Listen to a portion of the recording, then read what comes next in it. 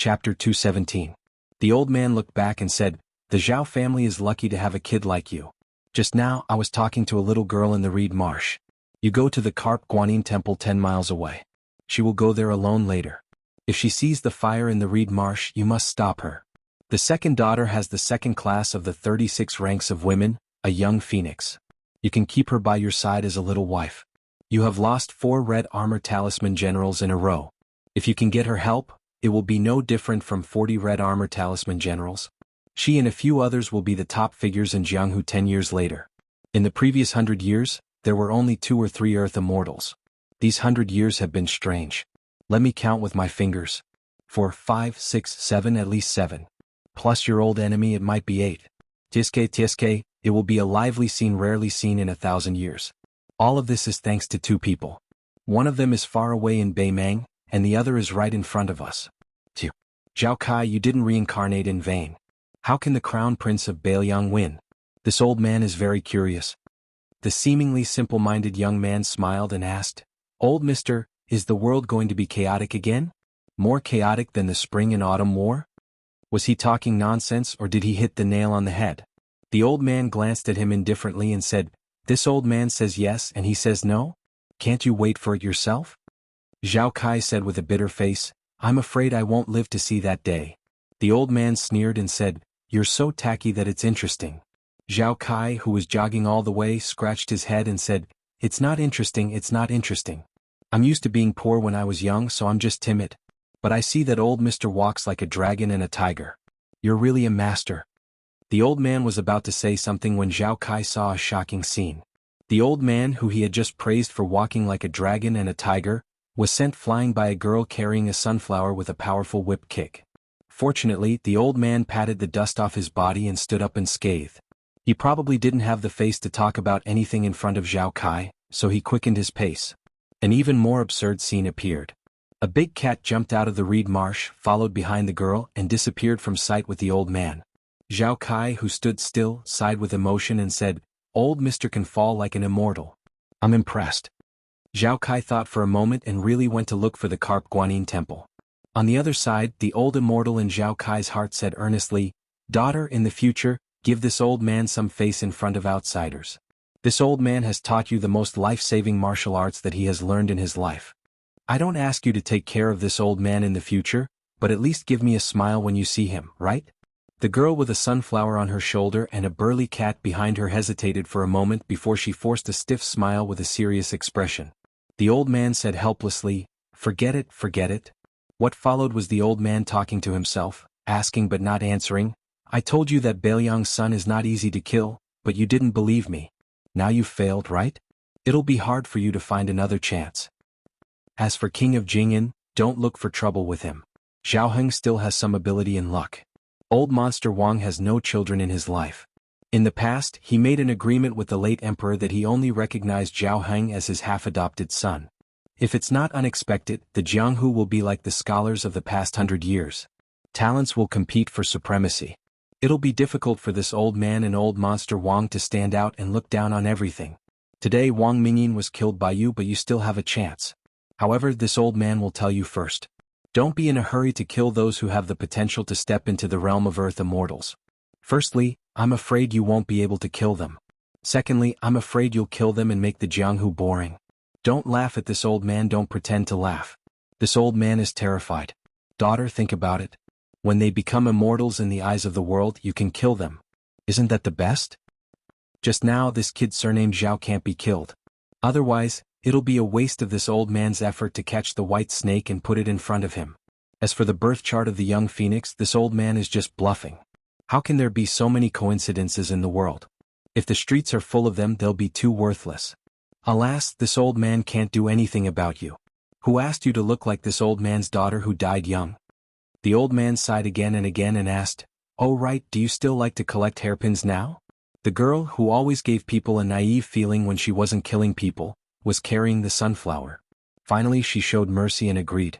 For the first time the old man showed a helpless expression. Who was he? I killed 3 million people with my 3-inch tongue. Together with Su Xiao the butcher and Han Diaoxi the cat, they were known as the 3 great devils of the world. Out of the 14 sages of the spring and autumn period, I dominated the top 3. The old man looked at the clear sky and squinted his eyes. Without any reason he said, "It's going to thunder." The girl stood on her tiptoes and covered the old man's head with the sunflower. She chuckled. The old man laughed heartily and said, "Rolling heavenly thunder can kill Xianxia, but it can't kill this old man, daughter. Let me tell you a secret. This old man is really an immortal." The girl, who turned hostile, kicked the old man to the ground. This time, the old man was not in a hurry to get up because there were no outsiders present. He sat on the ground and muttered to himself, "Back then, my father once said that everyone wants their children to be smart. I was misled by my intelligence. I only hoped that my child would be stupid and careless. How could that butcher not understand these words? With his current achievements, if he gave birth to a legitimate eldest son, he could guarantee several generations of wealth and stability. He didn't want such a good thing and insisted on raising a Do Kue to be a devil in troubled times. He implicated lame Su and had to work hard until he was old. He didn't even have half a day to enjoy happiness. Why bother? However, considering that it was because of your son that this old man was able to meet my daughter, this old man did not cause any trouble for you these past few years. However, since you have already obtained the hereditary title, let your son fend for himself in the future. This old man wants to see how he will fight against the Jianghu, the imperial court, and the entire world." The old man turned to look at the girl and muttered, "For a hairpin, is it worth it?" The girl still made a sound of agreement. The old man shook his head and nodded. "In this world, human lives are lighter than hairpins. Yes and no." The old man stood up and slowly said, "Let's go. In a while, the Qingzhou cavalry will use the name of suppressing bandits to start a massacre. This reed marsh will still be lush next year, but the hundreds of lives will be lost." Chapter 218. Su Xiao only brought a few Bailiang retainers with him as he left the Demoyai Inn. It was summer and the capital was hot and humid. The chirping of cicadas was irritating, and the air above the rooftops was filled with white steam. The road was scorching hot. Su Xiao, who was dressed like a rich man, walked and stopped. When he rested, he asked for a bowl of tofu from a small stall. The small porcelain bowl was cool and he felt comfortable holding it in his hand. The snacks in the capital were similar to this bowl of almond tofu. They were particular about the taste, and there was a clear distinction between the two. If it was cold, it had to be cold, and if it was hot, it must not be eaten warm. The slightly hunchbacked Su Xiao sat in front of the stall, together with the commoners who relied on a few copper coins for a bowl of iced almond tofu to relieve the summer heat. Su Xiao held a spoon and scraped a small piece of translucent tofu from the porcelain bowl. He put it in his mouth and tasted the authentic flavor. He smiled. This almond tofu did not look expensive. It did not taste better just because the rich poured more osmanthus sugar water into it. It also had to be able to taste a hint of bitterness. Only then would it be in line with the ancient saying, "Summer is bitter." Su Xiao asked for 2 bowls and finished them all. He stood up and paid 5 copper coins. 3 copper coins for a bowl and 2 bowls for 5 copper coins. Su Xiao continued walking. He walked for a full 2 hours until he could see the Directorate of Astronomy, which was under the jurisdiction of the imperial astronomer. In the past 20 years, the number of times he, the only king with a different surname in the dynasty, could be counted on one hand. However, he had never come to the imperial astronomer, where the emperor observed the astronomical phenomena and announced the calendar. The entrance was heavily guarded by imperial guards. Anyone who approached would be detained and interrogated, not to mention entering. Su Xiao had 3 retainers behind him, including Spear Immortal Wuxia. When he approached the imperial astronomer, his aura suddenly increased. The imperial guards did not dare to step forward. It was only when Su Xiao was less than 10 steps away from the entrance that an imperial guard silently raised his spear. Su Xiao did not need to speak. The world's top spear expert Lu Yambing angrily shouted, "How dare you!" Holding a spear in front of Lu Yambing was really a joke. As for blocking the king of Bailiang who could carry a sword into the palace, it was even more of a joke. However, this was the duty of the imperial guards. Furthermore, the imperial astronomer was right in front of the emperor. The imperial astronomer's prison guards were used to the respectful treatment of visitors. Even after being reprimanded, they did not move an inch. There were even some imperial guards who slowly drew their swords. The imperial astronomer was an important place in the dynasty. Even the important figures of the ministers and aristocratic families would not dare to trespass. Just like Su Xiao, a plain-looking young woman walked out of a group of visitors who came in light. She said gently, "Don't be rude to the king of Bailiang." After the imperial guard saw the young woman's face clearly, They didn't dare to look at her anymore and immediately knelt down. Just as they were about to open their mouths and shout, the young woman softly said, "Forget it." Su Xiao turned his head to look and was slightly surprised. Probably because of his hunchback, it was hard to tell if he was bowing or not. He said indifferently, "Su Xiao respectfully welcomes the Empress." Not only that, Su Xiao no longer looked at the Empress of the Phoenix, who could be said to be the most noble woman in the dynasty. He only glanced sideways at a young woman who had some cute freckles on the tip of her nose. He smiled and said, "Princess Suizhu, how did you suddenly become a young lady? I remember that the last time I saw you, you were still a little girl with braids." This princess seemed to be familiar with Su Xiao. She made a playful face and took a few steps forward. She held Su Xiao's hand and said softly, "Uncle Su, do you still remember the last time you brought Xiaoya to eat almond tofu? I asked the imperial kitchen to make it after returning to the palace, but it didn't have the same taste. I wanted to leave the palace to look for it, but unfortunately without Uncle Su leading the way I couldn't find it. I cried miserably at that time."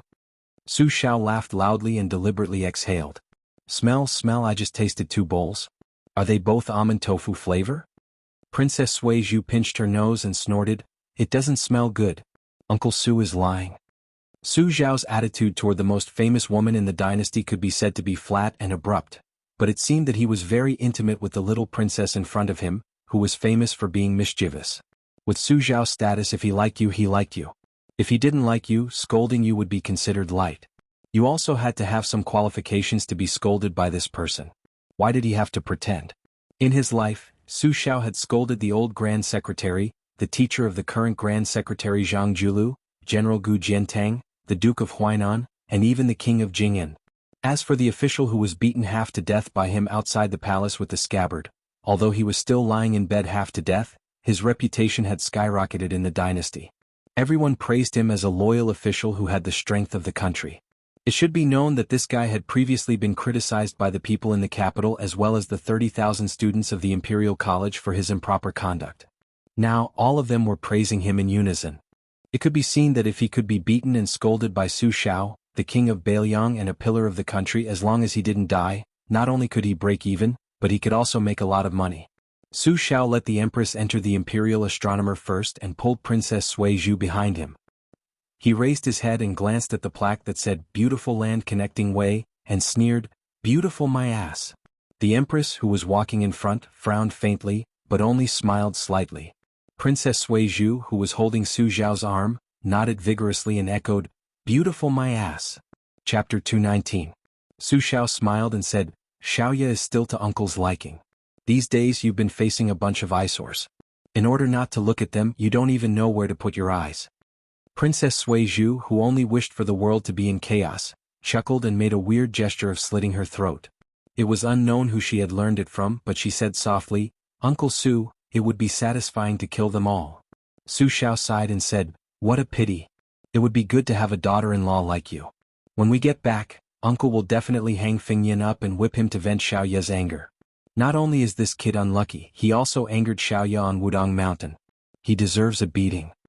The princess said, "Since Uncle has said so, whether it's true or not, Xiaoya won't lower herself to that guy's level." Su Xiao said sincerely, "Xiaoya, don't lower yourself to Fengyan's level. Next time you go to Beiliang to play, don't skip the prince's mansion. You don't lack the strength to kick a few times. At the same time, let Fengyan take you to see the scene of thousands of carps rolling around. It's very beautiful. Xiaoya, Fengyan has the phoenix in his name and you have the wind in your name. This fate is not small." Princess Suizhu Zhaofengya giggled. The empress did not lead Su Xiao to the Tongtian platform where the officials of the imperial astronomer gathered. Instead, she went to the crop altar, which was paved with soil of the east green, south red, west white, north black, middle and yellow. Nowadays, this kind of precious soil came from the Guangling prince's jurisdiction. The Guangling prince was criticized by the entire dynasty for being greedy and insatiable. The empress called softly, "Yeah." At her age, Princess Suizhu dared to shout for His Majesty the Emperor to kneel on the ground and carry her on his back. It was said that the emperor could only beg his daughter for mercy with a bitter face. It was only when she came to her biological mother that she appeared obedient. She immediately let go of Su Dajua's arm and quietly left. She said that she was going to the Tongtian platform to learn from Nanhuai Jianzheng. The Empress looked at the crop altar, which was not very tall, and said in a gentle tone, "These years, Yi-Er has always kept the general's advice in mind. She likes to walk barefoot in the room and often eats coarse grains. Her body is indeed much better than when she was young." Su Xiao clasped his hands behind his back and said calmly, "All this nonsense about the weather dropping and the Earth's chi rising and the Earth's chi being collected is all made up by the useless Confucian scholars of the imperial astronomer. Su Xiao only knows that the barefooted are not afraid of those who wear shoes. My family's children have been raised this way since they were young. That's why they are still alive and kicking." The Empress did not take it seriously. It was unknown if she really did not understand the meaning behind his words. She just changed the topic and said softly, "I heard about the Gangnam-do incident. The one who wrote the admonition for women has already been sent to the Changchun Palace by His Majesty." Su Xiao did not say anything. The Changchun Palace was called Changchun, but it was actually the cold palace of the current dynasty. For the concubines in the palace, it was the most terrifying prison in the world. This woman who controlled half of the palace still had a cold and cheerless appearance that did not show the slightest emotion. The common people of the dynasty only knew of her gentleness and virtuousness. Only the rich and noble families knew of her power. Su Xiao turned to look at the heavenly platform and snorted coldly. "Letting Yi-Er go there, is she afraid that I'll make a move on Nan Huayu, who was only a minor 8th-rank Qilin back then?" Su Xiao did not bring his saber today. The Empress is worrying too much. The Empress did not say anything, as if tacitly agreeing.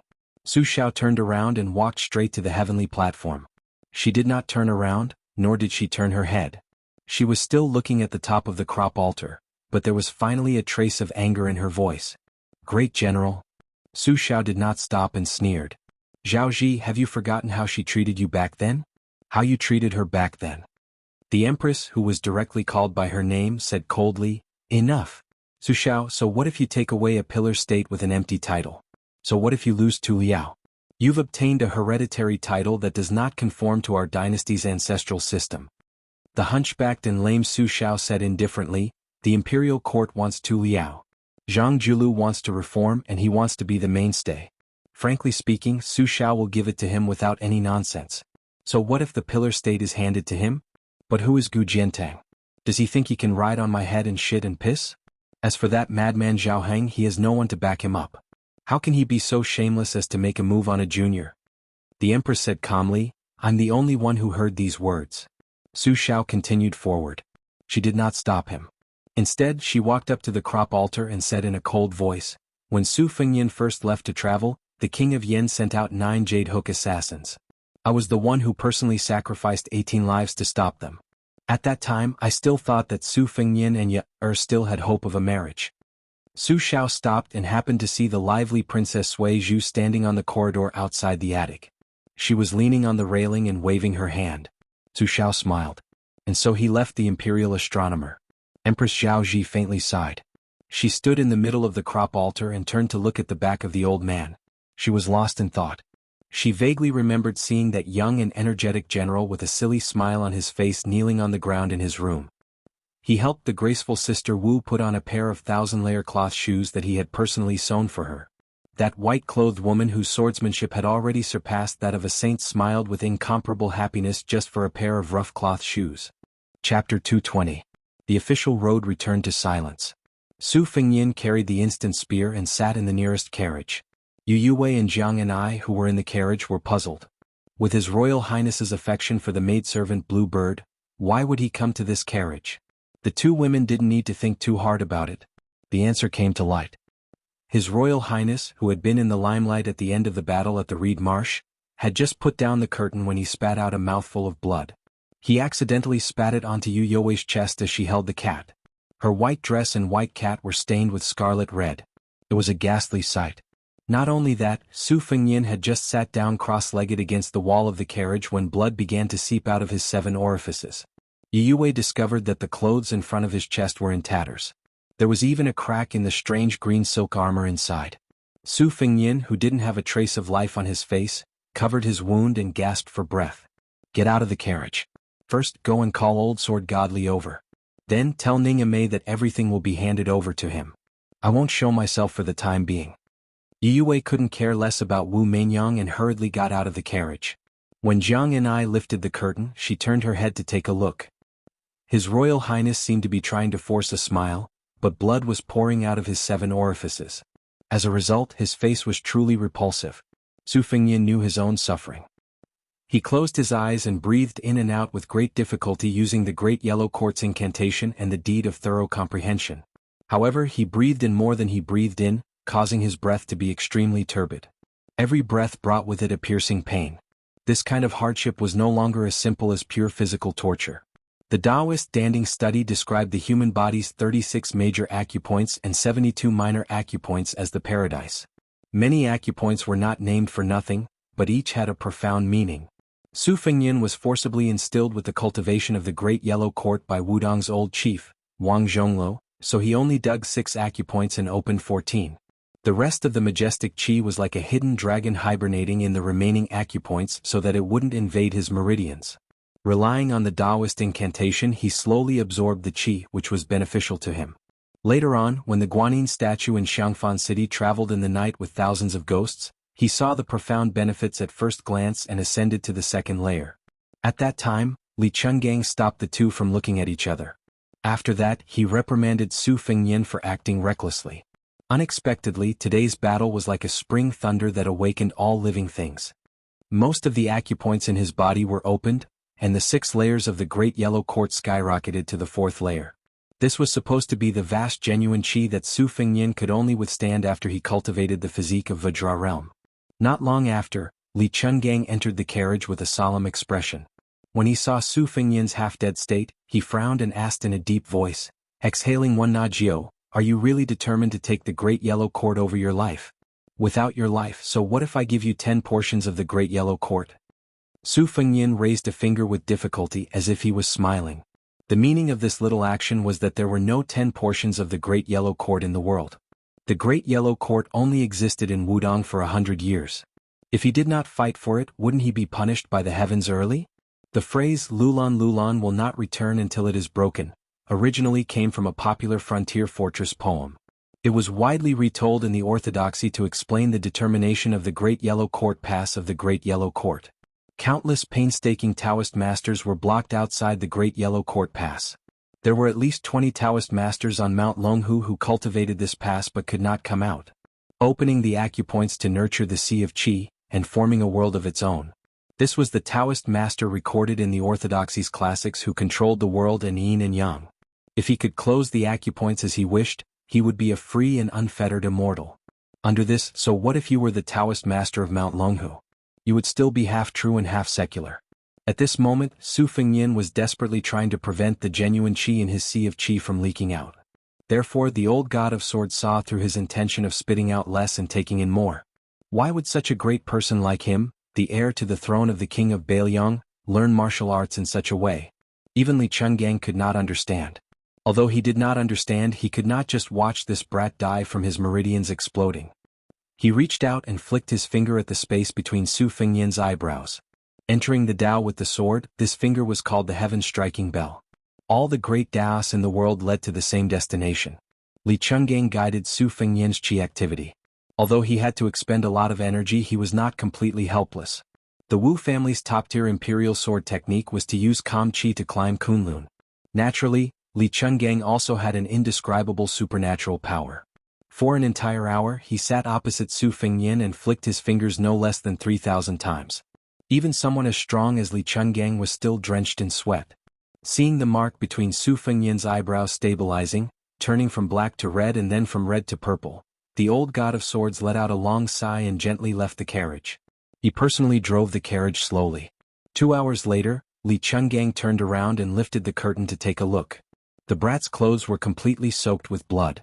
His body was still trembling violently and the sound of exploding soybeans could be heard. At noon, the old man took another look. Su Fengnian was finally showing signs of survival. At dusk, Li Chungang stopped the carriage at a place with beautiful mountains and limpid waters.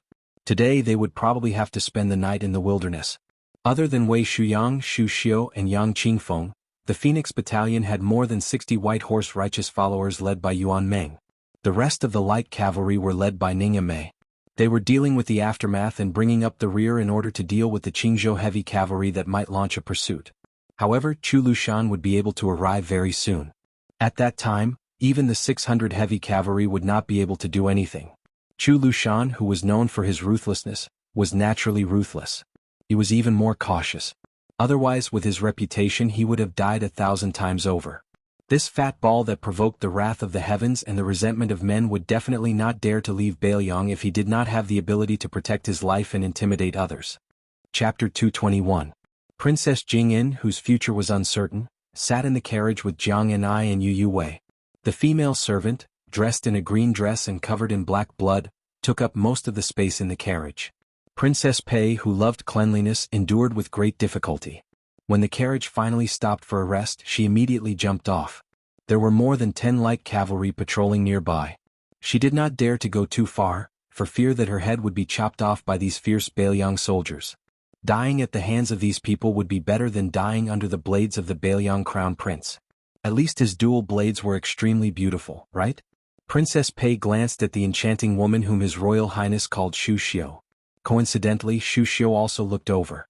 Shu Xiu smiled playfully, looking at Princess Pei as if she was looking at a lamb waiting to be slaughtered. Princess Pei, who heard the secret in the reeds, was frightened. She did not dare to look at Princess Pei again. She turned her head to look at the old immortal's carriage. What was he doing now? No one would have guessed that Su Fengnian was wandering around the gates of hell. If the underworld really had hunter-class ox-head and horse-face, they would definitely hold a grudge against this half-dead crown prince. The only one who knew the truth was Li Chungang, who closed his eyes and rested. Just like Lu Qiantang, who was born lowly and watched the tide and practiced his sword, he had always disliked and did not understand Su Fengnian. Li Chungang had been invincible for the first 40 years of his life, so he did not really understand the thoughts of the descendants of nobles.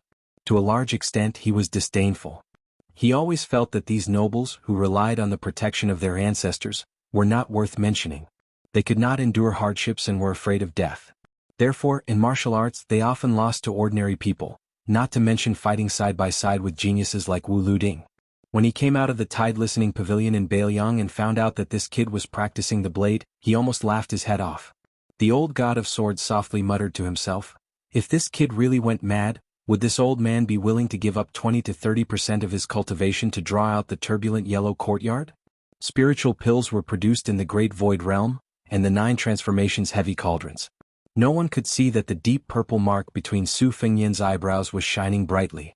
Once he comprehended the longevity physique, 8 green lotuses bloomed. Su Fengnian's aperture acupoints emitted wisps of purple qi that lingered around the carriage. When the sun set, he finally opened his eyes and understood the essence of the grand yellow courtyard. He smiled and said, "The immortal bait of the past, I've tasted it today." When His Royal Highness bent down and walked out of the carriage, Princess Pei subconsciously took a few steps back. This person was like a bloody demon. It was truly terrifying.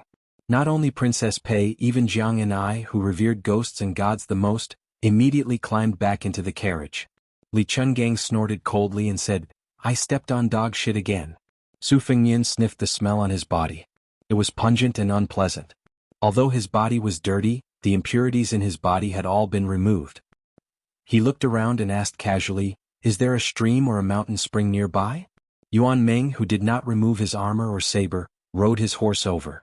When he saw this strange scene, he suppressed his shock and got down from his horse and respectfully said, "Reporting to your highness, there is a deep pool half a mile away."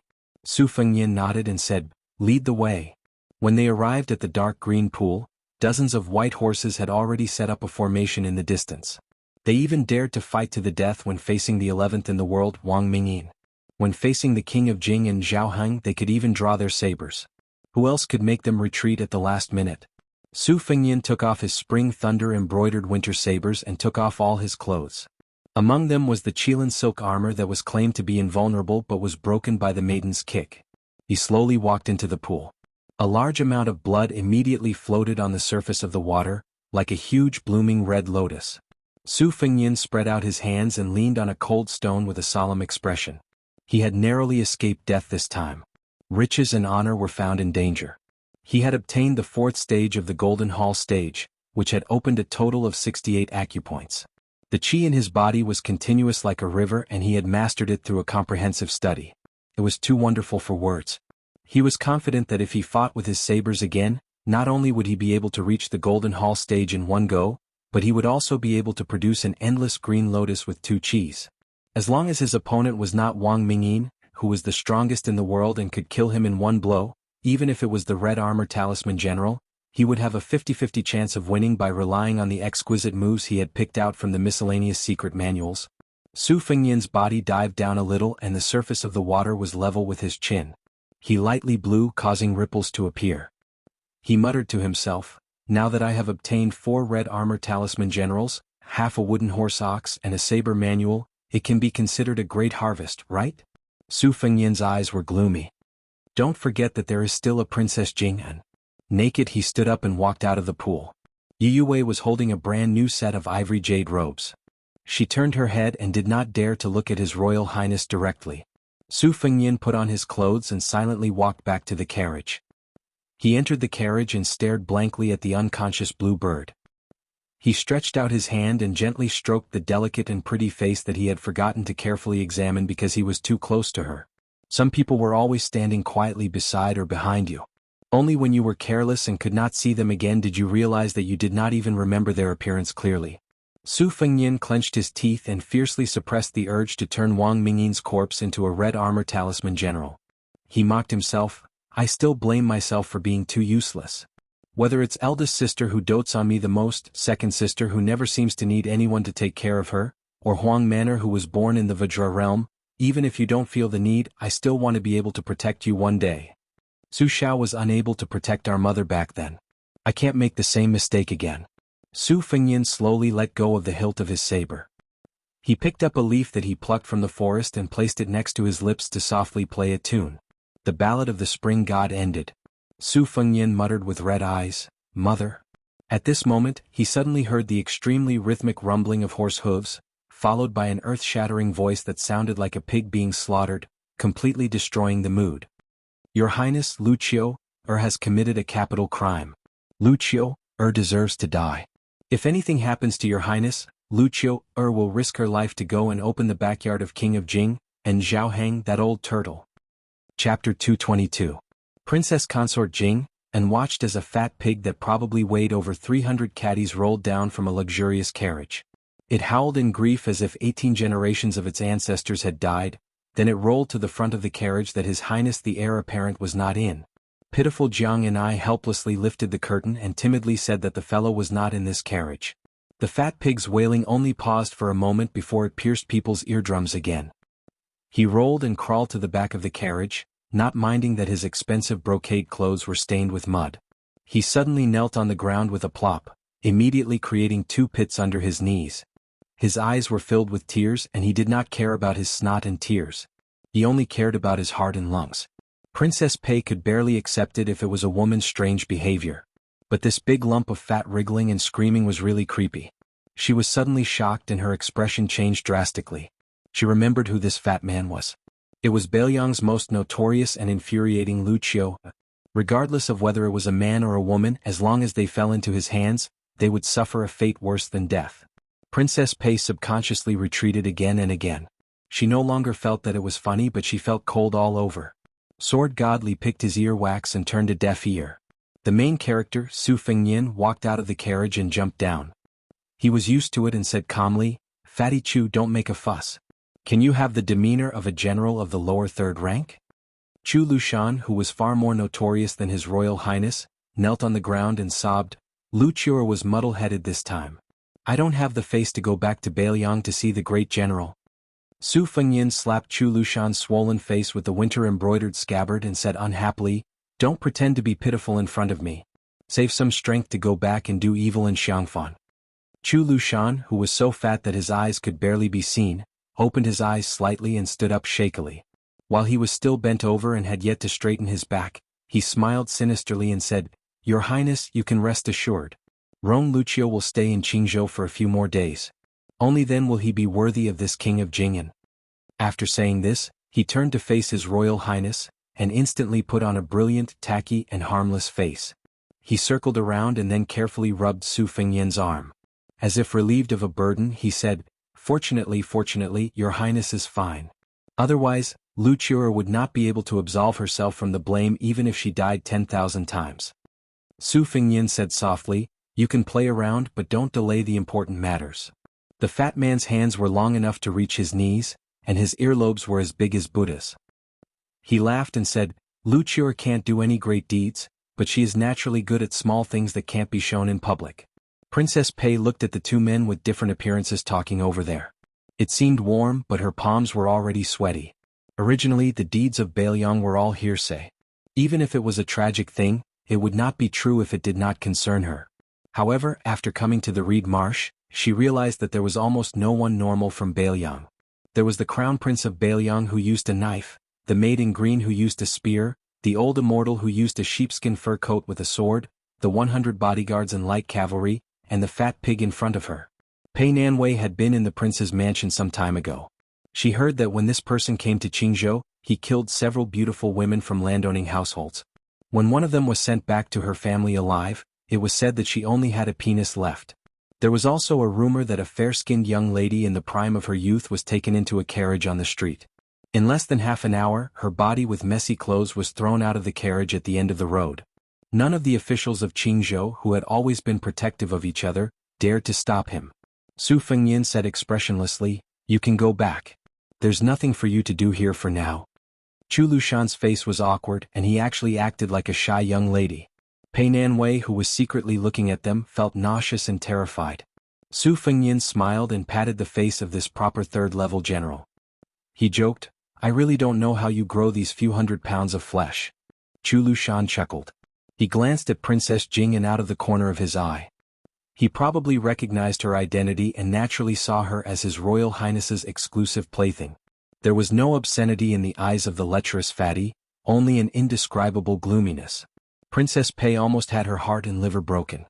Her limbs were weak as she slipped into the carriage, no longer daring to watch. Chu Lushan said with a face full of reluctance, "Your Highness, Wuxia is going back now?" Su Fengyin gave an indifferent grunt of acknowledgement. Chu Lushan hesitated for a moment, then said that His Highness had lost weight. Wuxia wanted nothing more than to cut off her flesh and give it to His Highness.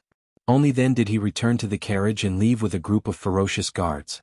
During this time he brushed shoulders with the halberd Ningame. He muttered, "Useless thing, and you call yourself a Bailiang? You're a ball?" Although Ningame despised the style of this general's adopted son, she was very clear about public and private matters. She did not look down on Chu Lushan's outstanding military exploits that he had accumulated bit by bit in the spring and autumn war.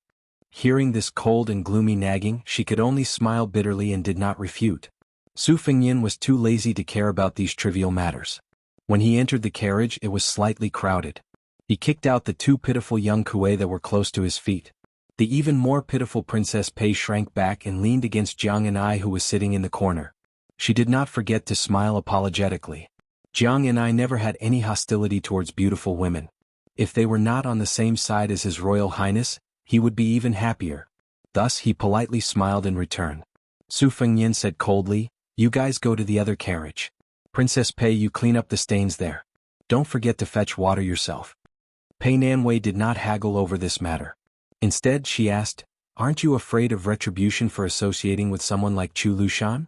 Su Fengyin sat close to Blue Bird. Without raising his head, he said, "Yue, go tell Ningame to tell Chu Lushan that Princess Pei wants to talk to him all night about morality and righteousness."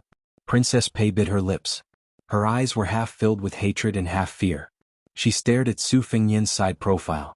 Yue was the first to leave the carriage. Princess Pei was afraid that Yue would really have someone stop Yue. She hurriedly chased after Yue. Seeing that she had no intention of pushing her into a pit of fire, she secretly let out a sigh of relief. However, when she lifted the curtain and saw the blood stains on the carriage and the smell of blood that assailed her nostrils, she froze on the spot. Could it be that she really had to listen to his orders and do the work of a servant? Yue, whose arms were still stained with Su Fengyin's blood, gently said, "There's always a first time for everything. It's good that you're alive. Princess Jing, and let's go. I'll take you to the pool." Su Fengyin continued to sit in silence. He gently held Blue Bird's hand the entire time. In the curtain of night, General Chen Youwu, who was sitting like a small mountain on Chu Lushan's side of the carriage, narrowed his eyes into slits. In his hand was a secret report that he had received long ago. It was densely packed with information about Jing and Palace. It didn't even include the fact that heir apparent Zhao Sun was secretly raising a canary that looked like Princess Jing'an. The only thing missing was the specific address. Chu Lushan put down the secret report. His 10 fingers crossed over his abdomen. No one would believe that this fat pig, whose military career was known for his cruelty, had once been jokingly called Chu Basha by Li Yishan at the Tide Listening Pavilion. This was not a derogatory remark, but rather an overestimation of Chu Lushan's talent and learning. Li Yishan personally said that Chu Lushan's ideas were beautiful, that he was adept at writing poems, and that he could write poems with his hands crossed. Generally speaking, among the scholars in the literary world, those who were quick-witted could compose poems in just a few steps. But this fat pig who was addicted to good people's milk, could write poems with his hands crossed 8 times. Moreover, his poems were not ordinary. These words were personally commented by Li Yishan, so naturally there was no exaggeration. Su Fengyan didn't believe it at first, but later he had no choice but to believe it. One time he asked Lu Qiu face to face why she didn't rely on this to win scholarly honor in the past. He never thought that this fat pig would smile and say that it would be too unfair to the old bird under her. Who would have thought that the #1 person in both civil and military affairs in the Bailiang army was Lu Qiu who only had a fierce reputation? Chu Lushan lightly crossed his 10 fingers a few times. Every time he crossed his fingers, he reported a person's name. There was King of Jing'an's eldest legitimate son, Zhao Sun, as well as several of his other sons. After the 8 crosses, not a single one was left out. Even a few of Qingzhou's feudal officials who were very close to the Jing'an palace were not let off. Lu Qiu opened her eyes and laughed like a Mithraea. She said, "Have you guys cleaned your buttocks yet?" Chapter 223. Chu Lushan did not enter Xiangfan city directly. Instead, he boarded the ship and went to the Spring God Lake. In the middle of the night, Chu Lushan, who was sleeping in his room and snoring loudly, slowly woke up. Outside the room, a trusted subordinate who accompanied him out of Bailiang said softly, "General, we have arrived. They are requesting to board the ship." For the first time, Chu Lushan did not put on airs. He said in a low voice, "Go back and tell them that I am going to meet them." When Chu Lushan got up, the sturdy bed creaked. He went to the window and saw a large ship from Qingzhou approaching carefully. There was no flag on it. If he did not receive news that His Royal Highness was assassinated and had no choice but to rush over, he would have met with the ship outside during the day. The person on the boat was a local tyrant in Qingzhou. The reason why the Green faction was able to bully others in the imperial court was because of their ability to act on the whims of the wind and to form an alliance with the aristocratic families through marriage. The person they were about to meet was a roly-poly in the Green faction, one of the few old consecrators. Since Chu Lushan was able to put up a good show, he was naturally very meticulous. However, during the Spring and Autumn Kingdom War, he was completely devoid of conscience and thus covered it up. After tidying up his clothes, Chu Lushan walked out of the room. Because his body size was too rare, the deck that connected the 2 ships was widened. There were 3 more boards than usual. Presumably, they were afraid that the board would not be able to bear the weight and cause the infamous general of Bailiang, Chen Youwu, to fall into the water. Chu Lushan strode forward. Even though the deck was stacked with 2 layers, it was still bent by his terrifying weight. The elegant middle-aged Confucian scholar opposite him was sweating. When the adopted son of the king of Bailiang boarded the ship, he immediately bowed and said respectfully, "Lu Dongjiang welcomes General Chu. Lu Dongjiang's rank is the same as mine." "It is not appropriate," Chu Lushan said with a smile. Although he was polite, he did not help Lu Dongjiang up. If this scene was seen by the officials of Qingzhou, it would cause a huge commotion. Lu Dongjiang was the governor of Taishi County in Qingzhou. His father was the previous governor of Qingzhou. Most importantly, the ancestor of the Lu family who was still alive was one of the 14 pillars of the dynasty. Together with the other 2 old consecrators, they were the leaders of the Green Party. Lu Dongjiang's family's knowledge was profound. He was especially good at writing big regular script, which was his strength, but it did not lose its charm. Hence he was called Lu Dongjiang. In the palace examination in the early years, even the late emperor was full of praise after seeing Lu Dongjiang's writing. Lu Dongjiang's grandfather, Lu Feiqi, was an important official of 2 dynasties. He had moved through the 3 ministries of military and civil affairs. He had once formed a cabinet with the old Grand Secretary. His experience and popularity were first class in the Liang dynasty. Even though he retired a few years ago due to health reasons, he was still greatly favored by the emperor and retained the title of Pillar of the State. Last year, this Pillar of the State caught a cold. The current emperor personally sent an imperial envoy to Qingzhou to greet him. It could be said that in Qingzhou, whether it was Lu Dongjiang's talent or his family background, perhaps only the king of Jing and Zhao Heng was worthy of his careful treatment. There was not a single idle person on the ship. Other than Lu Dongjiang, there were only a few elite men of sacrifice who had served the Lu family for generations. Chu Lushan nodded lightly at this arrangement. Lu Dongjiang led the way in front and went straight to the third floor. After opening the door, he did not enter with Chu Lushan. Chu Lushan's body was too fat. When he stepped over the threshold, he stretched slightly and his wide sleeves were pulled. Lu Dongjiang hurriedly helped to untie the restraints. There was a soft laugh coming from the room. When Lu Dongjiang heard it, it was as if he had been struck by lightning. He carefully raised his head and glanced at Chu Lushan. Seeing that this fatty was not acting strangely, he suppressed the urge to reprimand him. He was annoyed at this mischievous daughter of his. How could she be so troublesome? Normally, she relied on the old ancestors' pampering and mischievous style. Today, at such a critical time when the rise and fall of the family was at stake, she still did not know how to restrain herself. Let's see how he would deal with her when she returned home. Chu Lushan entered the room with incense burners in the four corners. He sniffed and felt relaxed and happy. The fatty looked over and smiled. This was indeed a first-class large family in Qingzhou. The East and West burners were the East Yu plum green incense burner and the West Chu pink five-legged incense burner. The North and South burners were the West Shu brown glazed lotus stem aromatherapy burner and the Longquan Dotsai porcelain burner.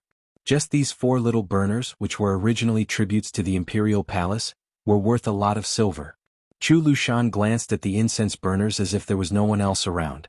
Only then did he look at the old man sitting on a couch in front of him.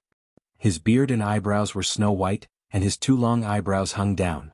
He wore a warm smile, which made him appear even more benevolent and kind, and his aura was otherworldly. This was probably the pinnacle of the nourishing beauty residence. Beside the old man was a young and graceful woman gently massaging his back. She was the one who had laughed out loud at Chu Lushan's embarrassment when he stepped through the door. The old man saw Chu Lushan standing in the room without the courtesy of a junior or the attitude of a subordinate. He didn't take it to heart. He only smiled and patted the back of the woman's hand. Go get a chair for General Chu.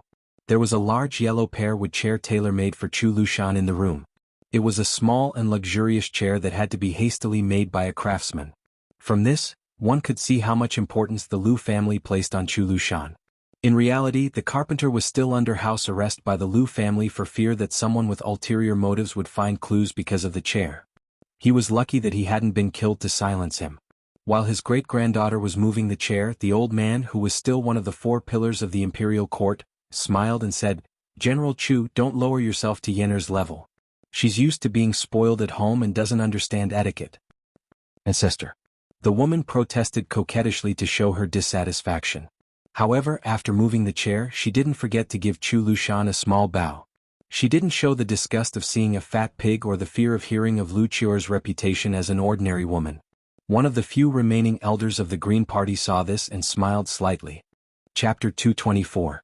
This woman was the oval-faced beauty who made tea for His Royal Highness a few days ago on the Yellow Dragon ship. After Su Fengyin made the Qingzhou Navy lose face in the following days, she was the least afraid of the gossip of her friends on the ship. She was even touched by Beiliang's crown prince many times. These few days, Qingzhou seemed to be calm, but under the surface, the Qingzhou aristocracy received a few secret letters from the capital. The rest of the Qingzhou aristocracy who had a similar reputation to Lu Feiqi were still in the imperial court in the capital. The contents of the letters they sent back were exactly the same. In summary, it could be summed up in one word: wait. The fat on Chu Lushan's cheeks trembled slightly as he smiled and said, "It's fine, it's fine. Miss Lu has made tea for His Highness before. It's fine even if she comes up and slaps Chu Lushan a few times." The young woman who just sat beside the old ancestor asked innocently, "Really?" Lu Feiqi unknowingly increased his tone and said, "Don't be presumptuous." The young woman immediately lowered her eyes and carefully massaged the old ancestor's shoulders. Lu Feiqi still seemed unsatisfied and said calmly, "Didn't you say you were hungry 2 hours ago? Go ask your father for some supper." Lu Qingyin made an "oh" sound and secretly stuck out her tongue. She unwillingly got off the bed and left the room. After closing the door, she saw her father's sour face. She walked closer and held Lu Dongjiang's arm and said coquettishly, "My good father, who are you angry at?" Yan will scold him for you. Lu Dongjiang said helplessly. In the end he couldn't bear to scold his beloved daughter. Firstly, she was the smartest among the children. Secondly, the old ancestor was good at reading faces and doted on his great-granddaughter. In the 3 generations of the family, there were close to 100 people. Even Lu Dongjiang himself didn't have the qualifications to be personally taught by the old ancestor. However, Yan had followed the old ancestor and learned to read since she was young. Lu Dongjiang walked to the bow of the boat and stood against the wind. He was really handsome. At that time there were many women in Jianghu who adored him, but in the end, Lu Dongjiang only married a woman from an ordinary family in Jianghu under the arrangement of the old ancestor. Therefore Lu Qingyan's birth mother could only be considered virtuous, but not knowledgeable. These years she had been teased by her peers and friends. Lu Dongjiang also liked to travel with prostitutes. He also had some friendship with Li Baishe, who was both beautiful in Xiangfan city. Therefore there were some common poems in the scholarly circle. Lu Dongjiang's second daughter was personally married off to Bailiang by the old ancestor. However, this son-in-law of an aristocratic family had no deep connection with a prince with a different surname. His family was at the bottom of the second class in Bailiang and was far from being worthy of the Lu family. It was no wonder that his second daughter complained every time she returned to her parents' home. This time, Wei Wei arbitrarily used the yellow dragon warship to provoke them. Lu Dongjiang was the first to receive the news and immediately wanted to stop his daughter who wanted to join in the fun. However, the old ancestor, who had not paid attention to worldly affairs for many years, unexpectedly acted out of character and refuted his actions. As for today's private meeting with Chu Lushan on the Spring God Lake, it didn't seem to be an impromptu idea. Lu Dongjiang was undoubtedly kept in the dark about all of this. He didn't even know as much as his daughter. This made Governor Lu, who had a smooth career, a little discouraged. Lu Qingyan skipped over to the bow of the ship to tease a young man who had been brought back by the old ancestor when he was young. This man of sacrifice, who could kill several martial artists raised by the Lu family at the age of 10, followed the Lu family's surname and was named Do. The most extraordinary thing was that this person had double pupils, which was rare even in the vast history of the Qing dynasty. That was, one eye contained 2 pupils. Lu Dongjiang didn't have any good feelings about this young man and even somewhat didn't dare to look him in the eye. If Lu Do wasn't a servant that the old ancestor especially valued, and if Yan wasn't saved from the claws of a wild bear when she was young, Lu Dongjiang really wouldn't be willing to get close to him. For some reason Yan was very close to this person of the same age as her and he only smiled at Yan. Lu Qingyan patted the Lu family's trusted man of sacrifice who was clad in heavy armor and asked with a smile, "Lu Do, can you beat that Lu Qiu? Is that fatty?" The young man nodded without hesitation. Lu Dongjiang panicked and whispered, "Yan, don't talk nonsense." There was a touch of disdain in the young man's eyes that did not match his identity, but it was hidden very deeply and disappeared in a flash. However, when he turned to face Lu Qingyan, his determined face was still sincere and kind. After an hour Lu Qiu walked out of the room. Lu Dongjiang and Lu Qingyan naturally had to send her off personally. Lu Qiu intentionally or unintentionally glanced at the man of sacrifice Lu Do standing at the bow of the ship with a strange smile on the corner of her mouth. Lu Dongjiang waited for the ship to leave before he pulled Lu Qingyan back to the old ancestor's room. Seeing that the old ancestor showed signs of fatigue that was difficult to hide, Lu Qingyan hurriedly went forward to massage his shoulders and back. Lu Feiqi of the Pillar Kingdom, whose hair was as white as snow, glanced sideways at his grandson who was considered the most accomplished in the family. He stretched out his hand to signal the uneasy Lu Dongjiang to pick a chair and sit down. After the latter sat down meticulously, he quietly murmured with emotion, "The people of Qingzhou are not lacking in intelligence, but they can't get rid of this craftsmanship. Gu Jiantong's ability has never been weak. It's just that when compared to Su Xiao, he has this deadly old-fashioned craftiness." Looking again at his great-granddaughter Lu Qingyan, Lu Feiqi smiled and the fatigue on his face dissipated a little. He once again faced his grandson Lu Dongjiang and said earnestly, "When Tai Hong Lingshu and the other old fellows must be watching this time. Their secret letters to their descendants are nothing more than waiting for Su Xiao in the imperial court to suffer another setback, and waiting for the king of Jing and to teach the domineering heir of Bailiang a lesson. Only then will they be willing to state their position. But they don't know that there is no such thing as a stable and good thing in the world. In the end, they are unwilling to let go of the little knot that Su Xiao suffered a lot in the past. They have forgotten that living to our age, in the end, is just to seek good fortune for our descendants." Seeing that Lu Dongjiang only nodded in agreement, Lu Feiqi sighed and waved his hand. You can leave first. Let Yin accompany me for a chat. Lu Dongjiang was still polite and left the room without leaving a trace. The old man retracted his gaze. The Pillar Kingdom slowly closed his eyes and shook his head. Tell me the truth, do you like that man with double pupils? Lu Qingyin smiled. I quite like him. If I don't like him, how would little Do be willing to work for him? The old man squinted his eyes and smiled. That's right. It's a pity that your father doesn't know the weight of the word, affection. Chapter 225. Affection? Lu Qingyin was at a loss. Of course, she understood the importance of affection. There were thousands of ways to control people in the rich and powerful families. To put it bluntly, it was a combination of kindness and power. Since kindness was first followed by power, it naturally meant that affection was important. However, when it came from the old ancestor's mouth, the weight seemed to be much heavier than she had imagined. The old consecrator of the Green Party, who had seen the vicissitudes of life, turned his head to look at the plum-green incense burner.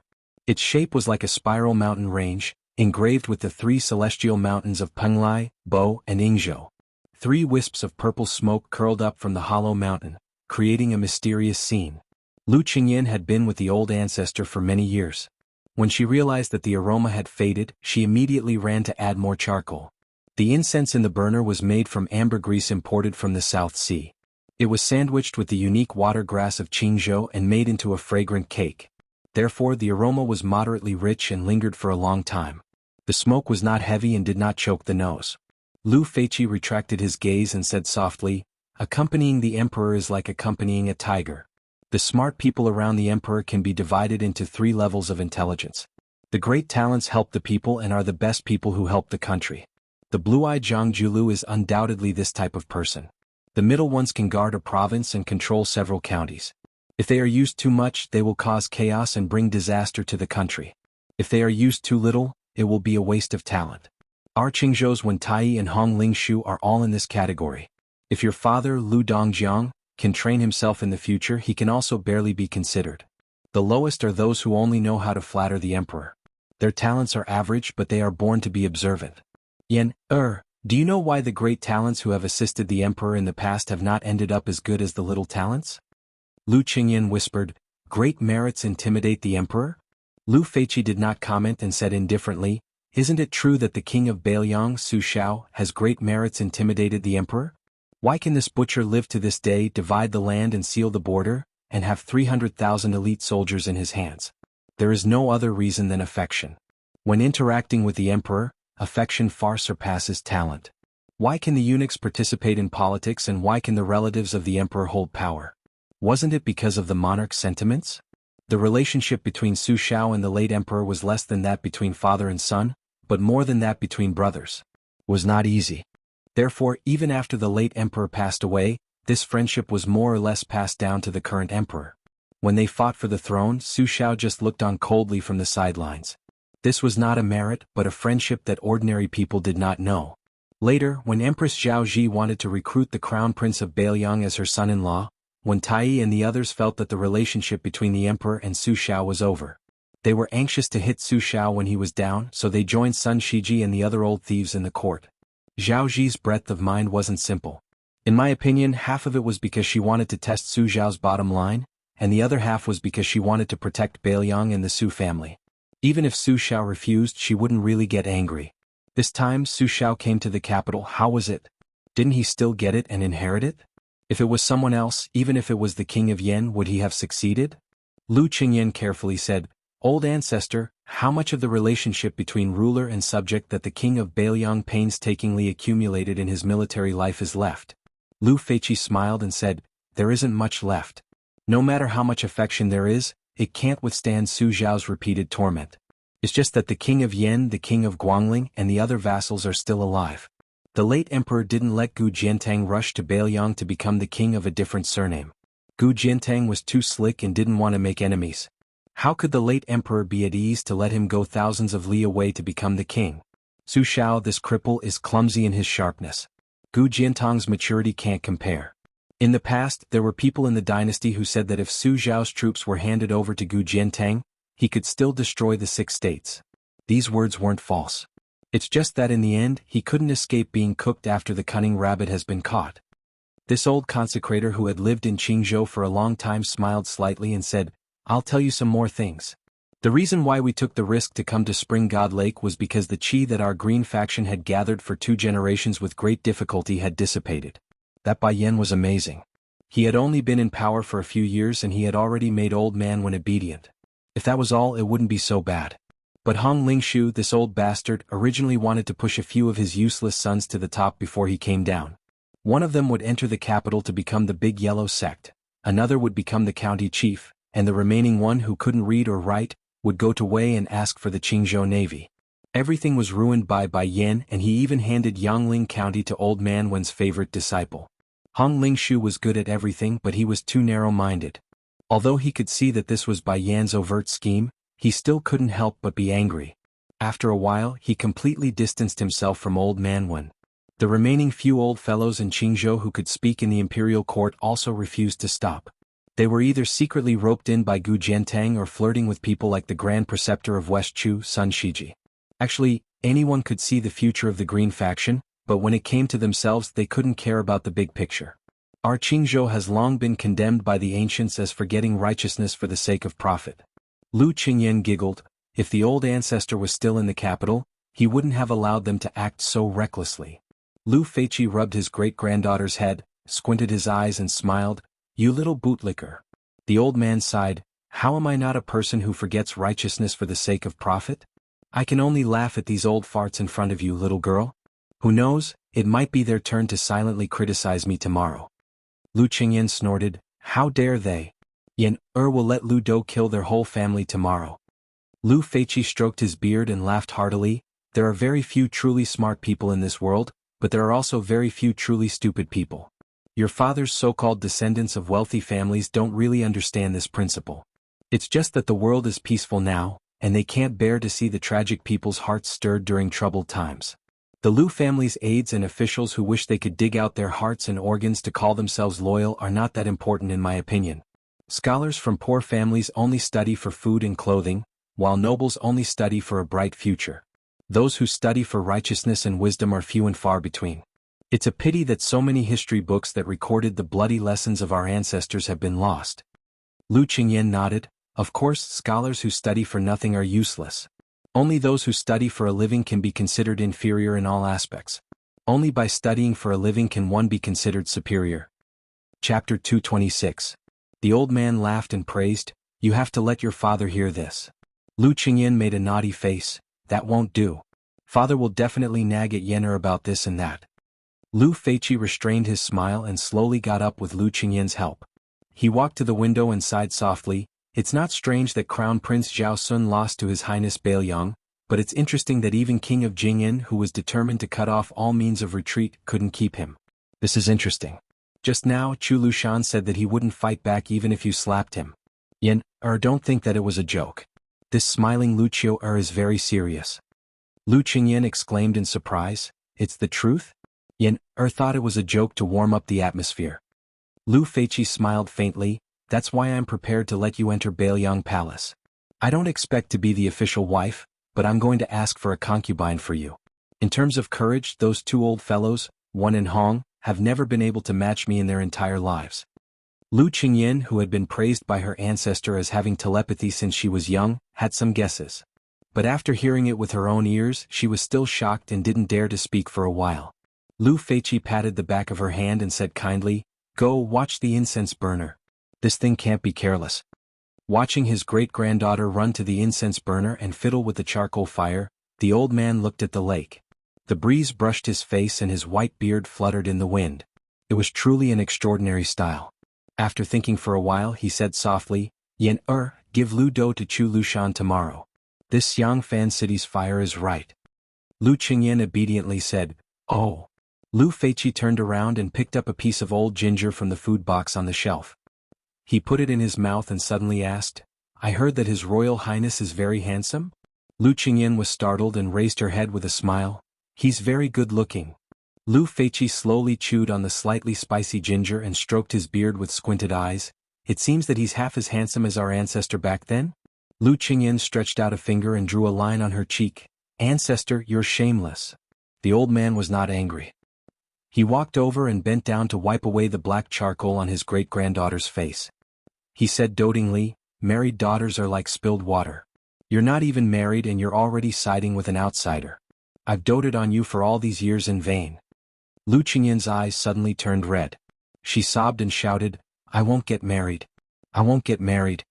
Lu Feiqi chuckled and said, "Silly girl. The old ancestor's final words to Yen were, marry and follow your husband. If you really want our Lu family to prosper when the old ancestor enters the coffin in the future, regardless of what your parents say or how the family begs you, you must remember to think of your husband first. This is the foundation for the Lu family to stand out from the chaos in Qingzhou.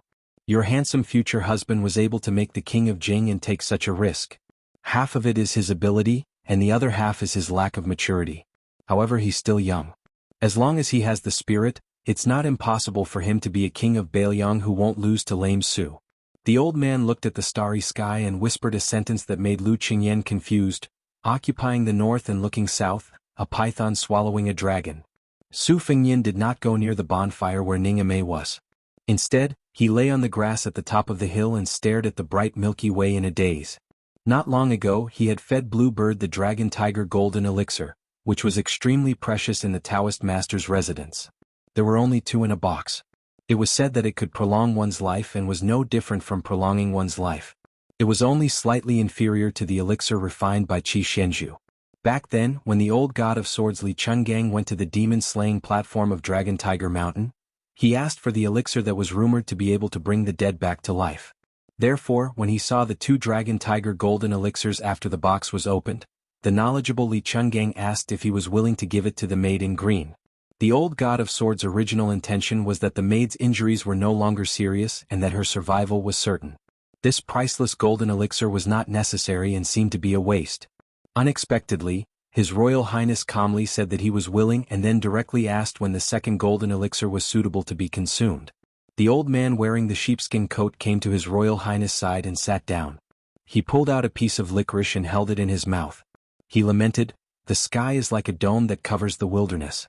Who isn't a frog in the well?" Su Fengyan laughed, "Old senior, this doesn't sound like something you would say." The old god of swords curled his lips and said self-deprecatingly, "In front of the little mud man, of course I have to put on the airs of an expert. Otherwise, how can I trick her into practicing swordplay with this old man?" Su Fengyan rolled his eyes and imitated the old god of swords to pull out a piece of licorice. He flicked away the dirt and put it in his mouth to chew. He said vaguely, "It's sweet. In the past, I used to sleep in this kind of desolate place with old Huang. There was no bed or blanket. I would curse when I had nothing to do. When I was really out of energy, old Huang would pass me this kind of licorice." The old god of swords said calmly, "Those few strokes of yours in the reed marsh must be the 9 swords of the 9 swords of the 9 swords of the 9 swords of the 9 swords. Although this old man has never seen this person use his sword, the first 8 swords are still okay and can only be considered ordinary superior swordsmanship. The 9th sword, however, is truly the style of a master. How long have you secretly practiced it for?" Su Fengyan shook his head and said, "I only read the sword manual and have never really practiced it. I don't know why I was able to use it during the day." Old man Li's face was full of doubt. Su Fengyan sat up and turned his head to ask, "Old senior, why didn't you accept the sword case?" The old god of swords laughed and said, "Then why didn't you eagerly flip through that peerless sword manual?" Su Fengyan lay down again and crossed his legs. The old god of swords laughed loudly and said, "If the heavens didn't give birth to me, Li Chungang, the path of the sword would be as long as the night." Su Fengyan said helplessly, "You can boast about this to Ginger Mud." The old god of swords stood up and kicked off the little rascal's crossed legs. He said angrily, "Get up. This old man will let you know if these words are boasting or not." Su Fengyan was stunned and said in disbelief, "Are you going to teach me superior swordsmanship?" The old man sneered and said, "Superior swordsmanship is nothing in the eyes of the world. This old man will teach you the green snake in 2 sleeves tonight." Chapter 227. The Heavenly Platform of the Imperial Astronomer. In addition to numerous complicated observation instruments, the top floor was also used to store books. The 3 walls of books were several feet high, so many ladders were needed to hold the books. It was already late at night. Only an old man and his errand boy were there. The old man had read too much that his eyes were hurt. With an ancient book under his arm, he staggered out of the inner room and came to the path of picking stars that protruded out of a wall. This path abruptly extended out of the attic and was about 6 feet long. It was inlaid with 81 large pieces of white marble, glittering and translucent. Walking on the road and looking down, timid people's legs would definitely tremble.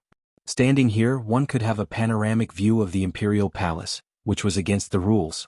Therefore, there was no record of the heavenly platform in any map or document of the current dynasty. The old man walked to the end of the Jade Road and looked up. The little attendant hurried to put on a coat for Jianghu. The little attendant with red lips and white teeth was not afraid of heights. He sat down on the side and dangled his feet in the air. He accompanied the old man to look at the vast starry sky, lost in thought. The little attendant asked softly, "Grandpa Jianghu, can you really see anything? I heard from Lord Xianxia that he saw with his own eyes 8 great pillars of qi rising into the sky from the territories of the 8 kingdoms, and then they collapsed one by one. Now only our Liang dynasty is left and it reaches the heaven." Since he was called Jianghu, he was naturally the first person in the imperial astronomer, Nan Huayu. The old man gathered his coat and smiled, "I'm old and my eyes are not good. I can't see clearly." The young attendant said disapprovingly, "Grandpa Jianghu, you have heaven's eye. Can't you see clearly?" The old man smiled helplessly, "Heaven's eye? Can you believe Huang Sanjia's words? That little bookcase, that old bastard wants to use the position under my butt to lay out the layout for him. You can't take it seriously. If we talk about heaven's eye, he has it. My qigong is far inferior." The attendant said, "No, didn't Grandpa Jianghu play 2 games of chess with that Huang Sanjia? You lost first and then won. How can you be worse than him? Next, he can only call himself Huang Liangjia." The old eunuch shook his head and said, No. It's just that halfway through the game Huang Sanjia didn't want to continue. Although I had the upper hand on the chessboard, he would be defeated if he played another 10 moves. Back then I thought it would be a draw. 10 years ago I thought that I would lose in 20 moves. Now that I thought about it, there were only 10 moves left. God knows if in a few days I would think that I would lose in 5 moves. Maybe before I died I would find out that Huang Sanjia only needed 1 move to turn the tables. Wang Jixin said that Huang Longshi's play was like Huayan's use of troops to conquer every enemy. These words were clearly a foreign language from someone who had only read the book and not personally played the game. It should have been Huayan's decision to deploy more troops. Huang Sanjia's true strength was in the mid-game. Only in the endgame could one see his foundation. It was a pity that there was no one in the world who could compete with him in the endgame. Presumably, this was the real reason he instigated the Spring and Autumn War. After all, a 3-chi chessboard was too small for him. Nan Huayu, who was treated as a state preceptor by His Majesty, called Little Bookcase, smacked his lips and said, "Then isn't this demon really invincible? Is it true that no one can beat him in chess?"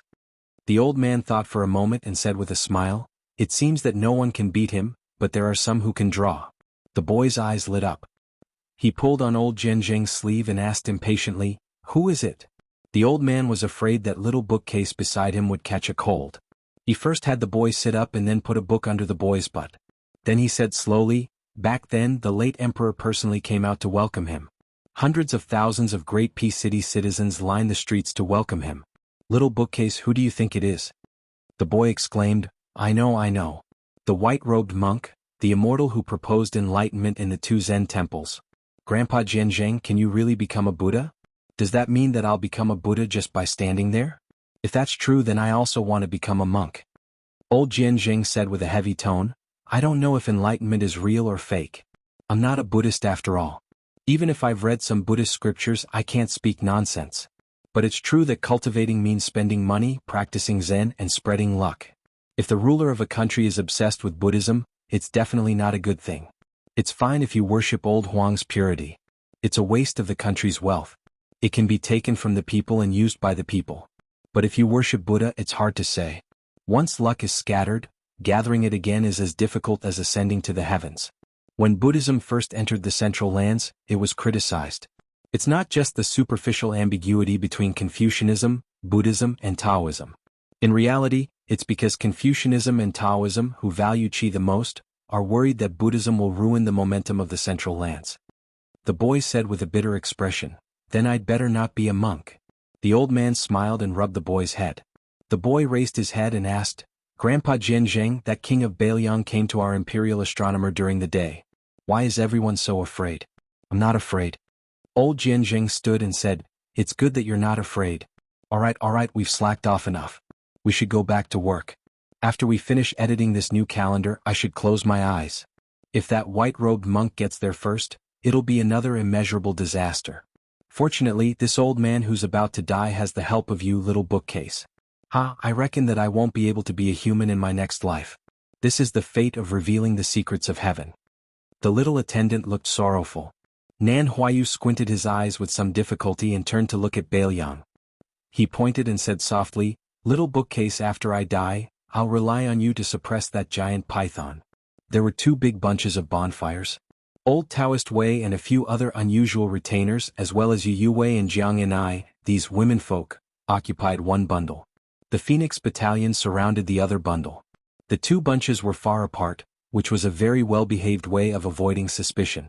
Even though Pei Nanwei was a fallen phoenix, she still tried to maintain the dignified posture of Princess Jing'an. She had nothing to do, so she paid attention to the movements of the Phoenix Battalion. She could see the light cavalry who took turns to be on night duty coming and going in an orderly manner. After the battle, the 2 generals were seriously injured, but no matter if it was the generals or the soldiers, there was no dejection on their faces. Looking at their lips, it seemed that they were all talking about His Royal Highness. They were all in high spirits. The more united the Phoenix barracks became, the more uncomfortable Princess Consort Pei felt. Her original desire to escape from her prison gradually faded. How could a lowly prisoner who had fallen so low that she had to clean the carriages compare to the one and only Princess Consort Jing'an in Qingzhou? Pei Nanwei was disheartened. She reached out to the bonfire and warmed up a little. She looked to the left side and saw a plump, beautiful woman holding a white cat accompanying her to find a pool. They chatted a little on the way, and she knew that their conversation was not ordinary. The young woman with a strange identity on the right side was really smart. Pei Nanwei, as a peerless beauty, still didn't dare to say that in a few years, she would be able to win over this plainly dressed woman. It didn't look like she was a maid. How could there be a maid who could fight with the heir of Bailiang? But it also wasn't right to say that she was a daughter of a noble family. That pair of rough little hands that couldn't be described as white jade and creamy were obviously a child from a poor family. This Bailiang was indeed full of strange people. She couldn't figure them out. Pei Nanwei couldn't help but look in the direction where His Royal Highness disappeared. What was this shameless bastard doing? Bailiang Palace, Tide Listening Pavilion. That night, White Fox's face, with a peerless saber at her waist, climbed to the 3rd floor. Chapter 228. The moon was bright and the stars were sparse. In the small hut at the foot of the mountain in the shade of the 2 Zen temples, there was a loud snoring sound. It was an unattractive young woman. She spread her arms and legs and took up most of the bed.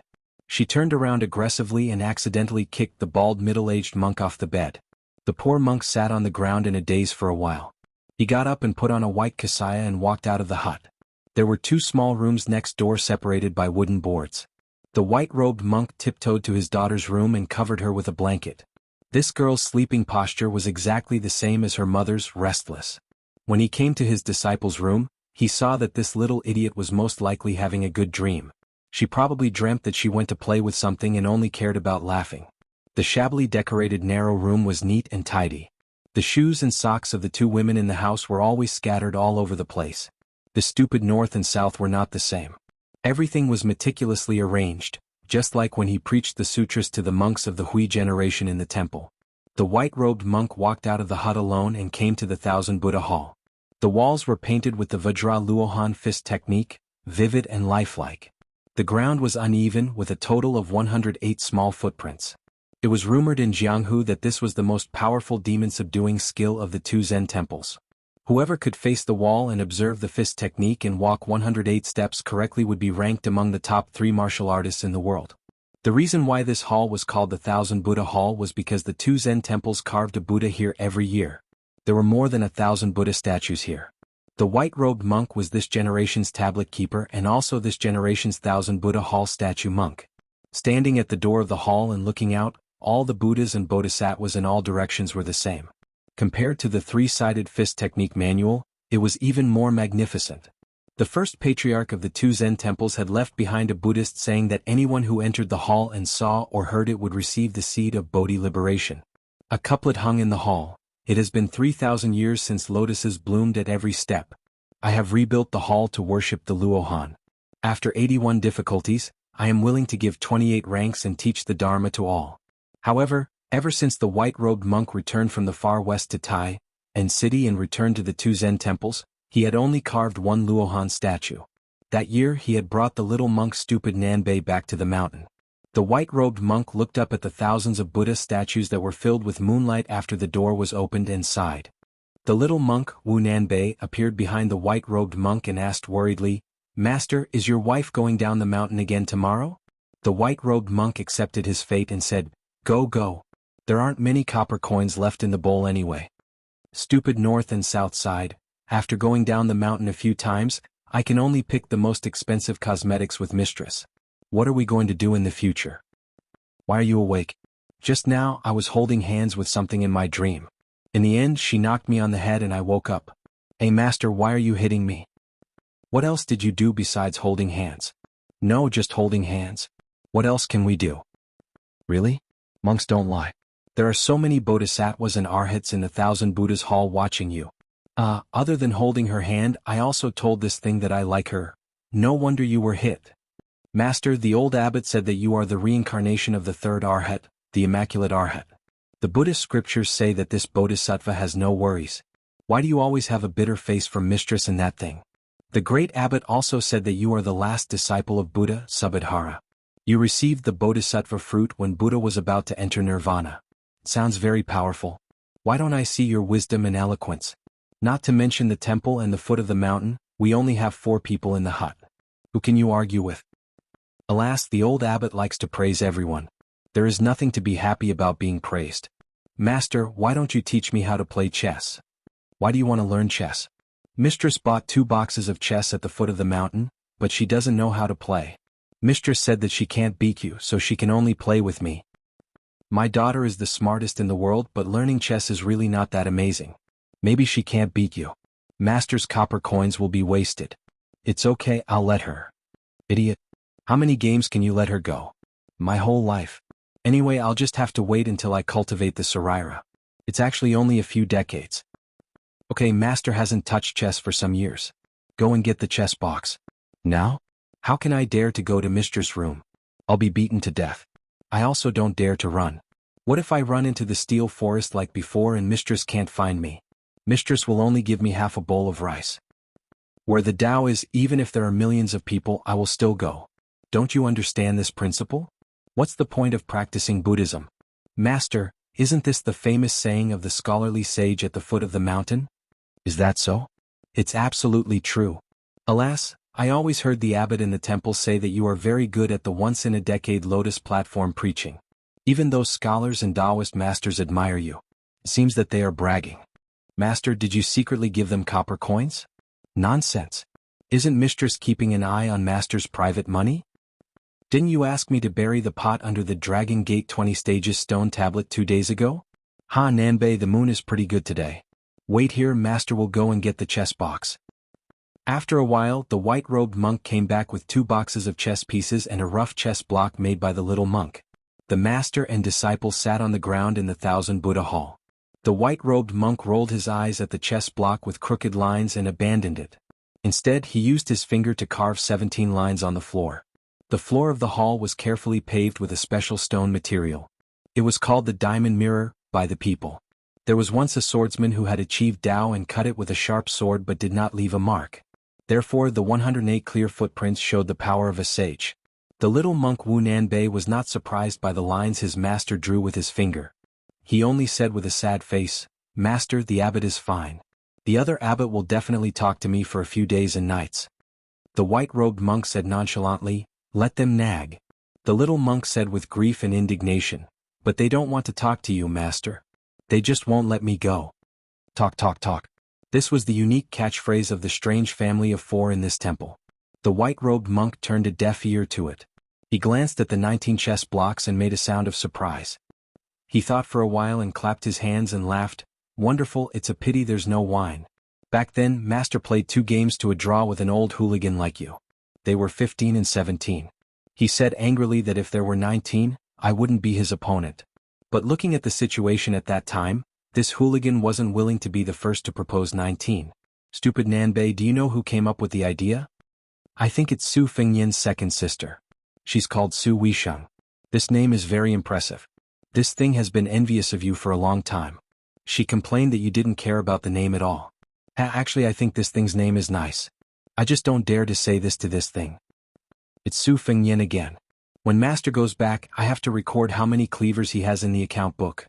Master, you're recording cleavers every day now. If Su Fengyan really comes to the temple in the future, what should I do? Should I help this thing or you, Master? What do you think? I'll help Master first. When the time comes, I'll help this thing. Nanbei, Master really didn't see it before. Turns out you're not stupid. Isn't that so? If you're not stupid, then you're still stupid. When the day comes when you're not stupid, this thing will really not like you. Master, don't scare me. I won't be able to sleep at night. I won't have the energy to cook for you tomorrow. If that's the case, just pretend that Master didn't say that. Master, I don't want to learn chess anymore. I want to go outside and chant scriptures. Stupid Nanbei, Master told you that chanting scriptures is useless. The scriptures and the 1,000 Buddhas in this 1,000 Buddha hall are all dead things. If chanting scriptures could produce relics, the abbot would have burned tens of thousands of them. Let's not talk about this anymore. I'll teach you how to play chess. The white-robed monk only roughly explained the rules of chess. In the first round he allowed 6 stones. Both the master and disciple placed their stones very quickly. The stupid Nanbei naturally lost. In the second round he allowed 5 stones. The little monk still lost. In the third round he allowed 4 stones. The little monk lost 3 rounds in a row. The white-robed monk frowned and said, Nanbei, this won't do. How are you going to give this thing a handicap tomorrow and not let her see that you're giving her a handicap? The little monk, who had a serious expression once he did something seriously, nodded and said, Master, I'll play more seriously.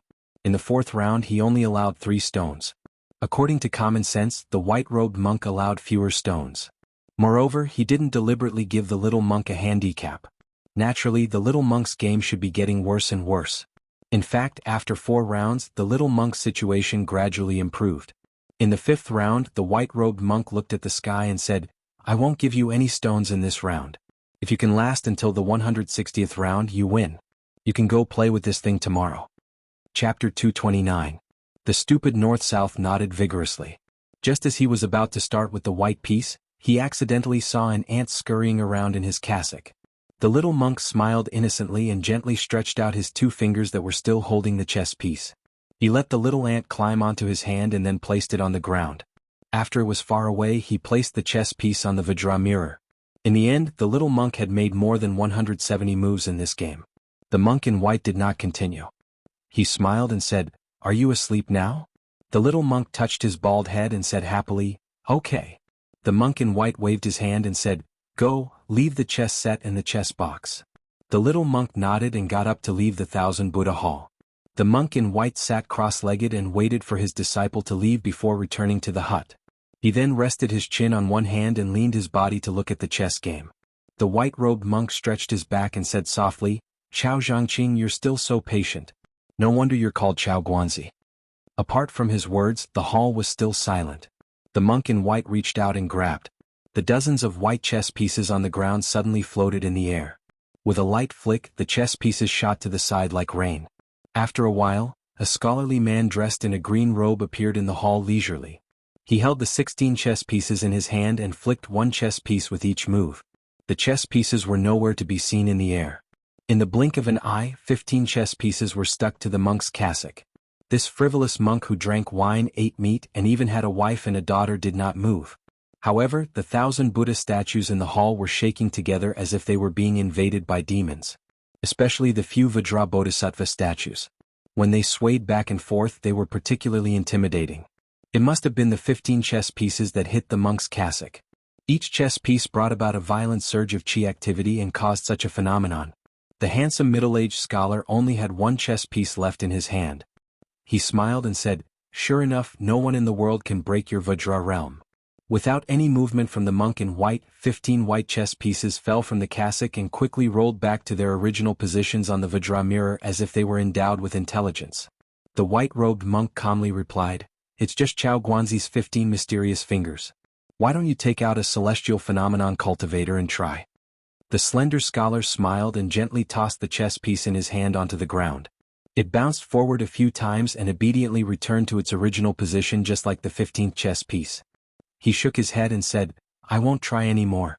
Back then, The number one person in Beimang who was said to be able to fight with Qi Shenju came from the south. When you arrived at the two Zen temples, you still couldn't harm a hair on your body. However, in your anger, you left 108 Vajra prints on the ground. But I'm very curious. You always end up in a draw when you fight, but why do you still like to end up in a draw when you play chess? In the past, Huang Longshi used the lives of more than 300 monks to play against you, each playing one piece. In this game, 43 people died. Fortunately, you were able to draw. Later, after the Spring and Autumn War, Huang Longshi forced you to play again. However, he used the hundreds of Buddhist temples in the hundreds of counties in the world as chess pieces. If he lost, he would destroy one. If he won, he would let the Liang dynasty build one more. Why did you still end up in a draw? After I read the chess record, the chances of you winning the first game were indeed not high. However, in the second game you clearly had a chance to beat Huang Longshi. The white-robed monk raised his head and looked at the world-famous Chao Guanzi. Similar to himself, this guy had also played chess with Huang Longshi. It was said that the two of them were close to the level of chess. Chao Guanzi was of course much better than those national chess players in the palace. However, in the face of this immortal in the eyes of the world, the white-robed monk was still as calm as an ancient well. He said calmly, "If I say that I'm in a hurry to go home and cook for my wife, would you believe me?" When Chao Guanzi heard this rare joke, he actually didn't laugh. He sighed and said regretfully, "Now that you even have a daughter, you don't have the patience to play chess with me until the end. It seems that I won't have the chance to play chess with you." The white-robed monk sneered and said, "Who wants to play chess with you? A game of chess can last for months or years." Chao Guanzi, whose real name was Chao Changqing, was sitting opposite the white-robed monk. He looked at the chess game that he had already memorized by heart and said with a smile, "Your disciple is really amazing. No wonder he is regarded as the hope of the Dharma ending tribulation by Buddhism." The white-robed monk said calmly, "Chao Changqing, my temper is actually not as good as you think. You are willing to play chess with me, but I am also not willing to fight with you. Here, I found some good wine for you in the palace." Chao Guanzi took the wine pot from his waist and threw it to the white-robed monk. Then he picked up a white chess piece with his left hand and gently placed it down. He seemed to know that the white-robed monk wouldn't play chess with him. His right hand picked up a black chess piece and placed it on the ground, creating a scene of self-entertainment. He said, "Don't worry, I would rather compete with Dong Tai's peach blossom branch than have anything to do with you. The world only knows that you are invincible, but I know the terror of your angry eyes." The white-robed monk drank a mouthful of wine and frowned. He asked, "That Korean cat didn't make you stay?" Chao Guanzi played chess on his left and right. He shook his head and said, "It was a coincidence that we didn't meet this time."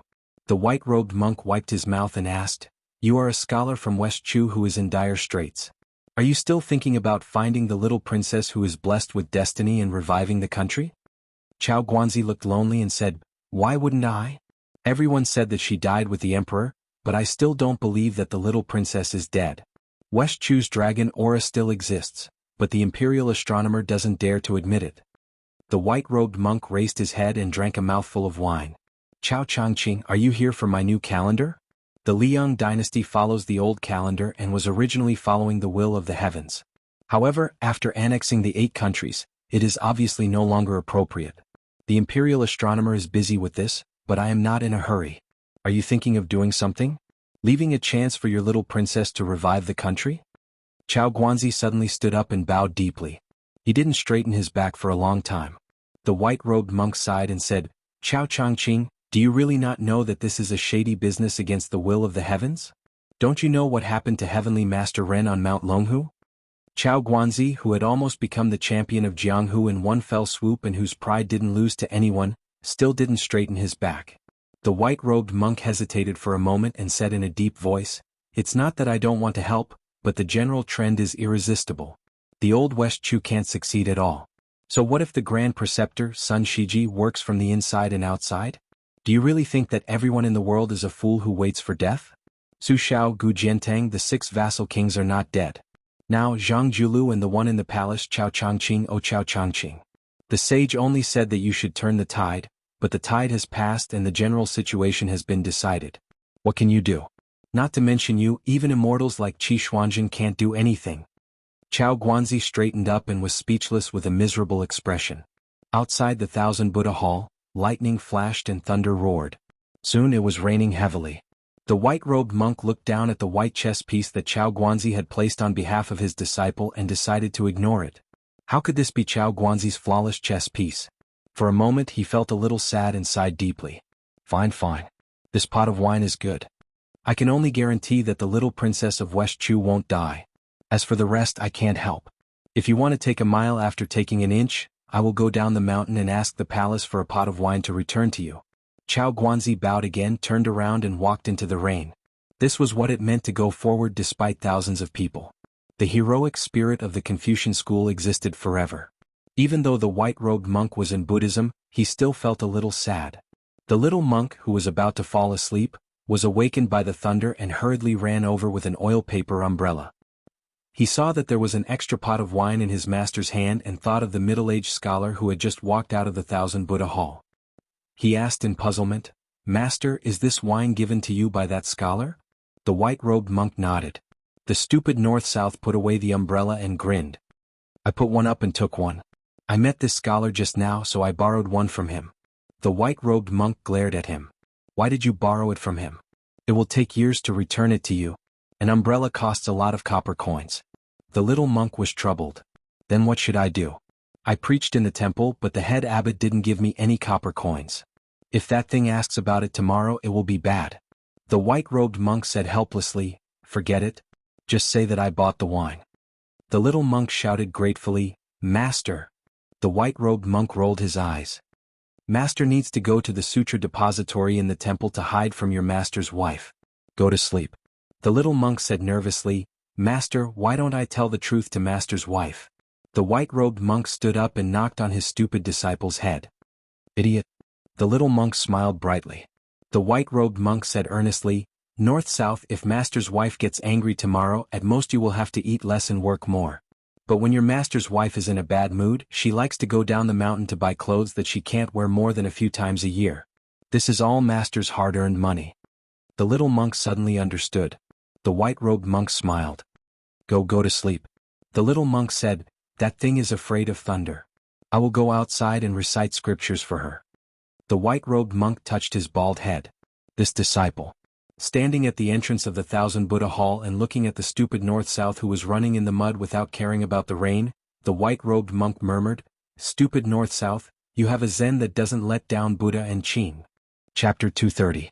In the night, White Fox stood in the outer corridor of the third floor of the tide-listening pavilion.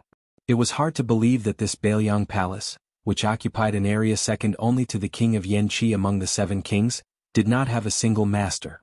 Not to mention the early death of the princess, Su Xiao, who had taken the title of Pillar of the State, was far away in the capital. Even His Royal Highness had run out of Bailiang. The eldest daughter Su Weisheng was still fine, as she was not judged by her appearance but by her talent. She was still studying in the Shangyin Academy, while the youngest son of the king of Bailiang, Huang Manor, Su Longxiang, was practicing in the Dragon Tiger Mountain. This made White Fox laugh at himself when he occasionally took a break. When he met Su Longxiang, who was no different from a refugee or a beggar, he had never thought that he would be able to climb to the third floor of the arsenal today. He had already prepared for the worst-case scenario of doing business with the king of Bailiang, which was to read all the books in the tide-listening pavilion. Later he borrowed Su Fengnian to embroider the winter and spring thunder sabers, but he did not regret or feel any heartache. For him, there was nothing to be reluctant to let go except to keep his life to practice the saber. White Fox put his hands on the cool railing, thinking a lot. Like the rest of the people, he used to have a big prejudice against Su Xiao, who had conquered the world and built this honorable mansion. However, after staying here for more than a year and looking back at the hunchbacked and slightly lame old man, he always had a heartfelt admiration. The 11 barbarians inside and outside, those who dare to call themselves soldiers, will be beheaded immediately. The world's territory, the sun and the moon, the mountains and rivers, all are the subjects of the Liang dynasty. These two bold words were not the armchair strategists of those poets and writers, but the words of the ignorant man Su Xiao, who had been criticized by scholars for many years because of his lack of knowledge. What was more commendable was that Su Xiao almost did it. This was simply inconceivable. "Mr. Nangong, it's rare to see you slacking off." A cold voice came from behind White Fox with a slight smile. Bai Hu turned around and looked at the man in front of her. She shook her head and said, "I don't dare to be called Mr. by military advisor Li. Congratulations on reaching the third floor." You're 1 year faster than I expected. The one who came was none other than the state scholar Li Yishan. In the spring and autumn war where talents emerged in large numbers and strategists resplendent, he was still the most outstanding. Back then this person in Western Shu's Zhao Guangling were known as Su Rintu's left and right arms, left Zhao and right Li Yishan. Generally speaking, one person was the strategist, the other the decisive. Among them, Zhao Guangling was proficient in Changyang stratagems, while Li Yishan focused on scheming. Many of the schemes that harmed the virtue of the underworld came from his hands. The two worked together, their coordination was flawless. Zhao Guangling vomited blood and died in the territory of Western Shu. His merits and demerits could not escape the eyes of everyone. Li Yishan stayed at the Tide Listening Pavilion to advise the king of Bailiang on the strategy. However, looking at his complexion, he was also terminally ill and did not look like someone who would live a long life. Indeed, when Western Shu was defeated, it was Li Yishan who proposed to kill anyone above the wheel, regardless of whether they were women or children. Until now, when Li Yishan was mentioned in Shu Prefecture, children would stop crying. How could such a person who did not care about the virtues of the underworld live a long life? Bai Hu asked, "There's something I don't understand. I'd like to ask military advisor Li." Li Yishan nodded and smiled. "Please speak. I'll tell you everything I know." Bai Hu was not a polite person to begin with. She asked directly, "The king of Bailiang is recognized as a talented general who can only lead an army, not a talented general who can lead a general. During the spring and autumn war, the other three famous generals were rarely like the king of Bailiang, who always led the troops in every battle. The Battle of the Western Fortress was undoubtedly the most magnificent war in history. However, he still boldly handed over the command to Yu and Qin Zhibao and personally led the elite cavalry to attack the enemy's den. Why can the Bailiang army only have the surname Su and not others?" Li Yishan looked at the Tide Listening Lake, which was always quiet without any bait. He smiled gently and said, "Zhao Guangling and I had argued about this before. Neither of us could convince the other. The answer does not lie with me. It lies with Su Xiao and Su Fengyan. Mr. Nangong can continue to look on coldly from the sidelines. It's a pity that Zhao Guangling was born in a chaotic era. Otherwise, he would have been a capable minister who could govern the world. He wouldn't be worse than Zhang Julu. At that time, the biggest disagreement between us was who would be in charge of the Bailiang army in the future. Would it be a descendant of the Su family or someone else? That's why I told Su Xiao that it was fortunate that Zhao Guangling died early. With his unyielding character and his hatred of evil, regardless of whether His Royal Highness was a real hedonist or a real foppish son, he was still an eyesore. As for me, I'm probably not as good as him when it comes to strategizing, but my temper is much better. That's why I've been able to live longer than him. Why else do you think Su Fengyan would send me wine every 2 to 3 days? That kid is very shrewd. Zhao Guangling doesn't like this kind of petty cleverness. On the contrary, I admire it. Furthermore, when he was a military counselor, he would personally attend to everything in the military tent. I'm more lazy, so I can see many things and know more about the crown prince's temperament. I watched that kid grow up. That time, because of the armored maidservant Zhao Yute, he angered the princess consort. She punished him by raising his arms and holding 2 books to reflect on his mistakes. How old is he? How long can he hold that? He insisted on not admitting his mistake, but he also didn't want to be lazy. He held one book on top of his head and the other in his mouth. His temperament is exactly the same as the princess consort's. Of course, this small matter doesn't mean anything. It's hard to say whether His Royal Highness will be able to inherit the position and take over the 300,000 steel cavalry. Bai Hu hesitated for a moment before asking, "Aren't you worried about that little butcher?" Li Yishan was afraid of the cold.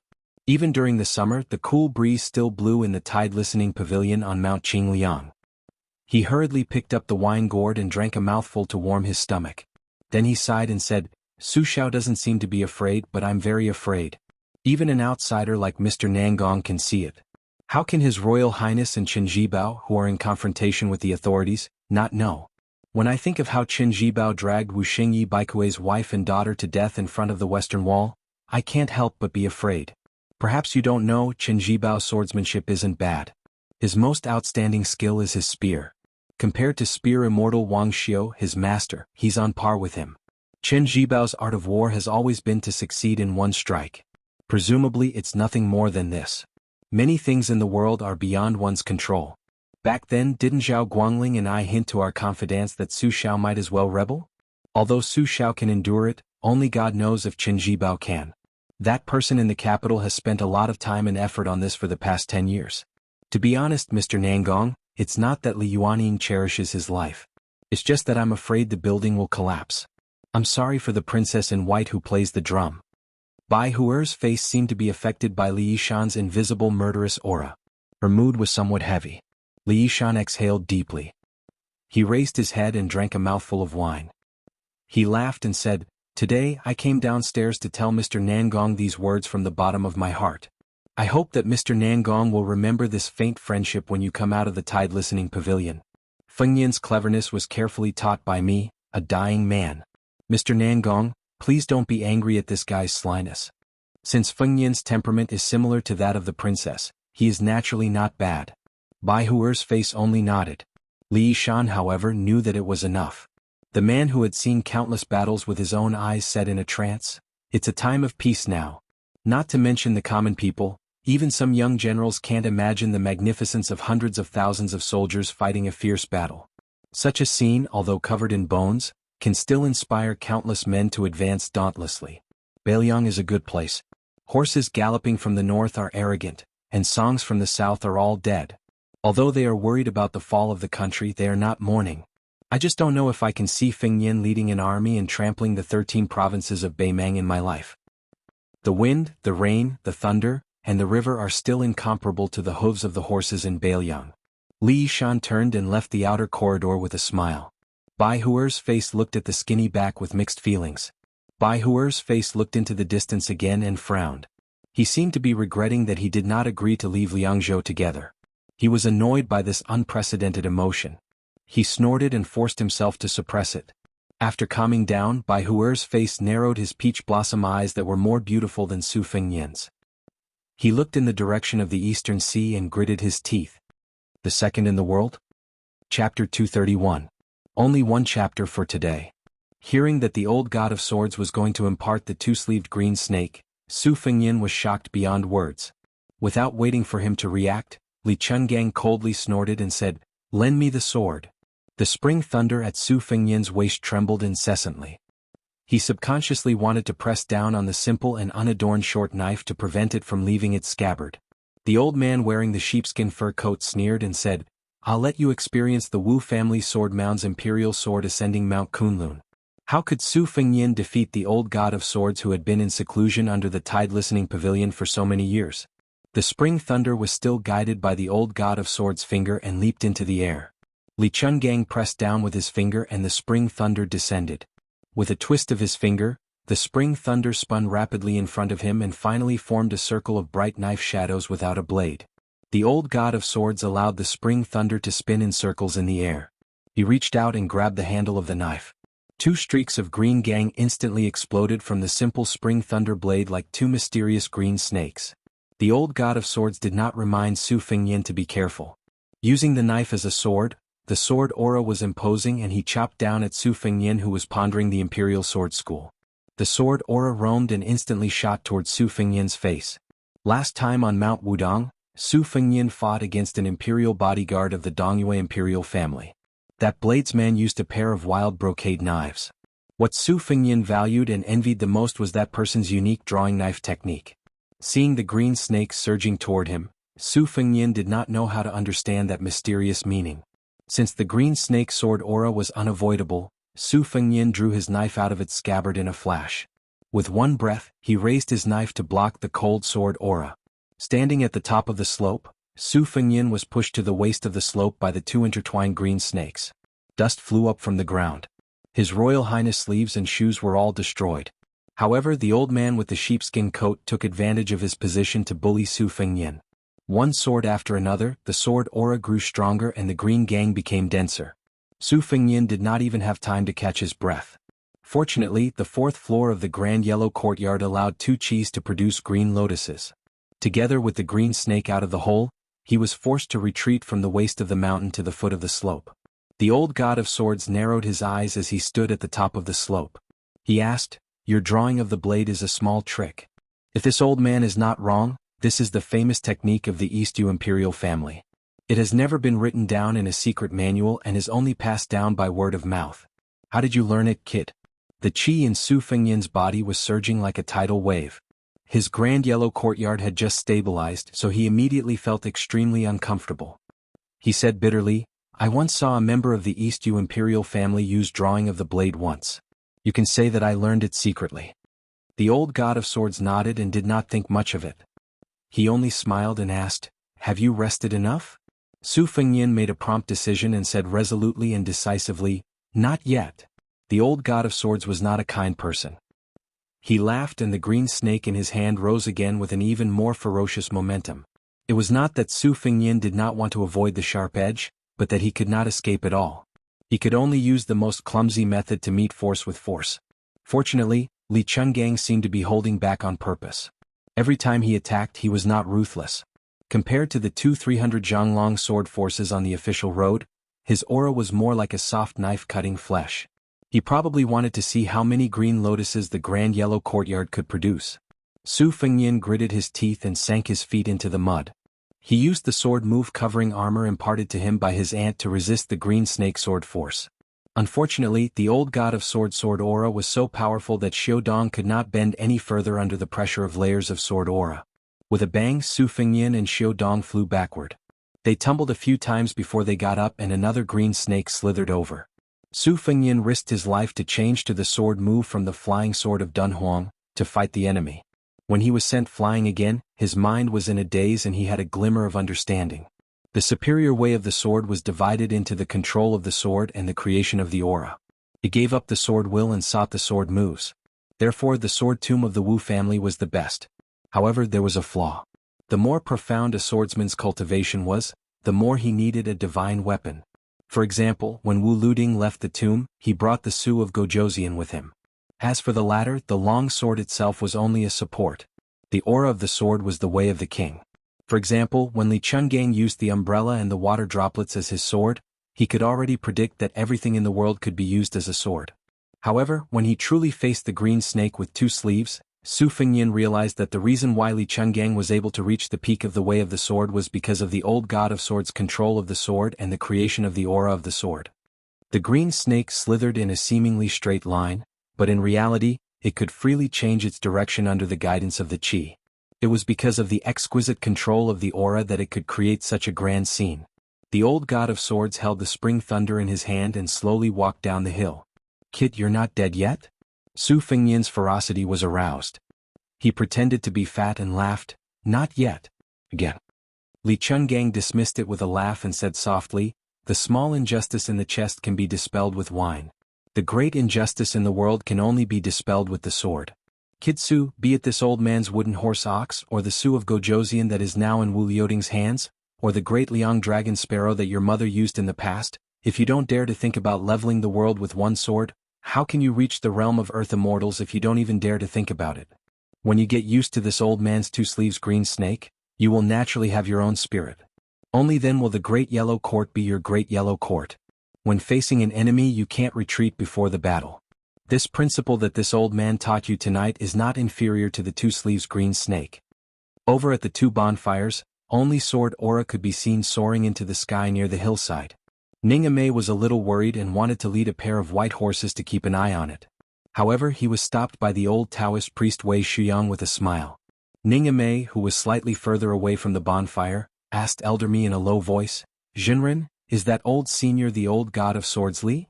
The old Taoist priest, who was close to 70 years old, had a look of longing on his face. He seemed to remember the frivolous days when he imitated Li Qingdan and roamed the Jianghu. He stroked his beard and laughed, "Yes, it is the old god of swords. Now that I think about it, it is indeed like a dream. I didn't dare to imagine that I would be able to travel with this old senior in this life. How fortunate." Ningame had always been a shy and introverted person with a good temper in private. He smiled as if he didn't know how to continue the topic. To him, Li Chungang was just a first-rate immortal on land that the older generation of Jianghu martial artists talked about. He was nothing more than a 100-year-old child with the face of a baby, who could travel 100 miles in an instant, and whose swordsmanship could look down on the world. Now that he had actually met him, he was somewhat unprepared.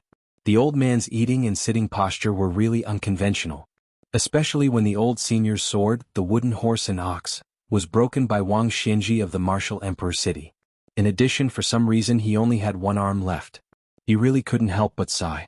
To Ning he had personally witnessed the green snake sword aura being so irresistible. If he had both arms, what would it be like? However, how could one sleeve two green snakes? Wei Xiang seemed to have seen through Ning thoughts. He shook his head and said, "General Ning, it's not that simple." Ning didn't say anything. He then turned his head and saw His Royal Highness, who had changed into a new set of clothes at dusk, walking over in ragged clothes.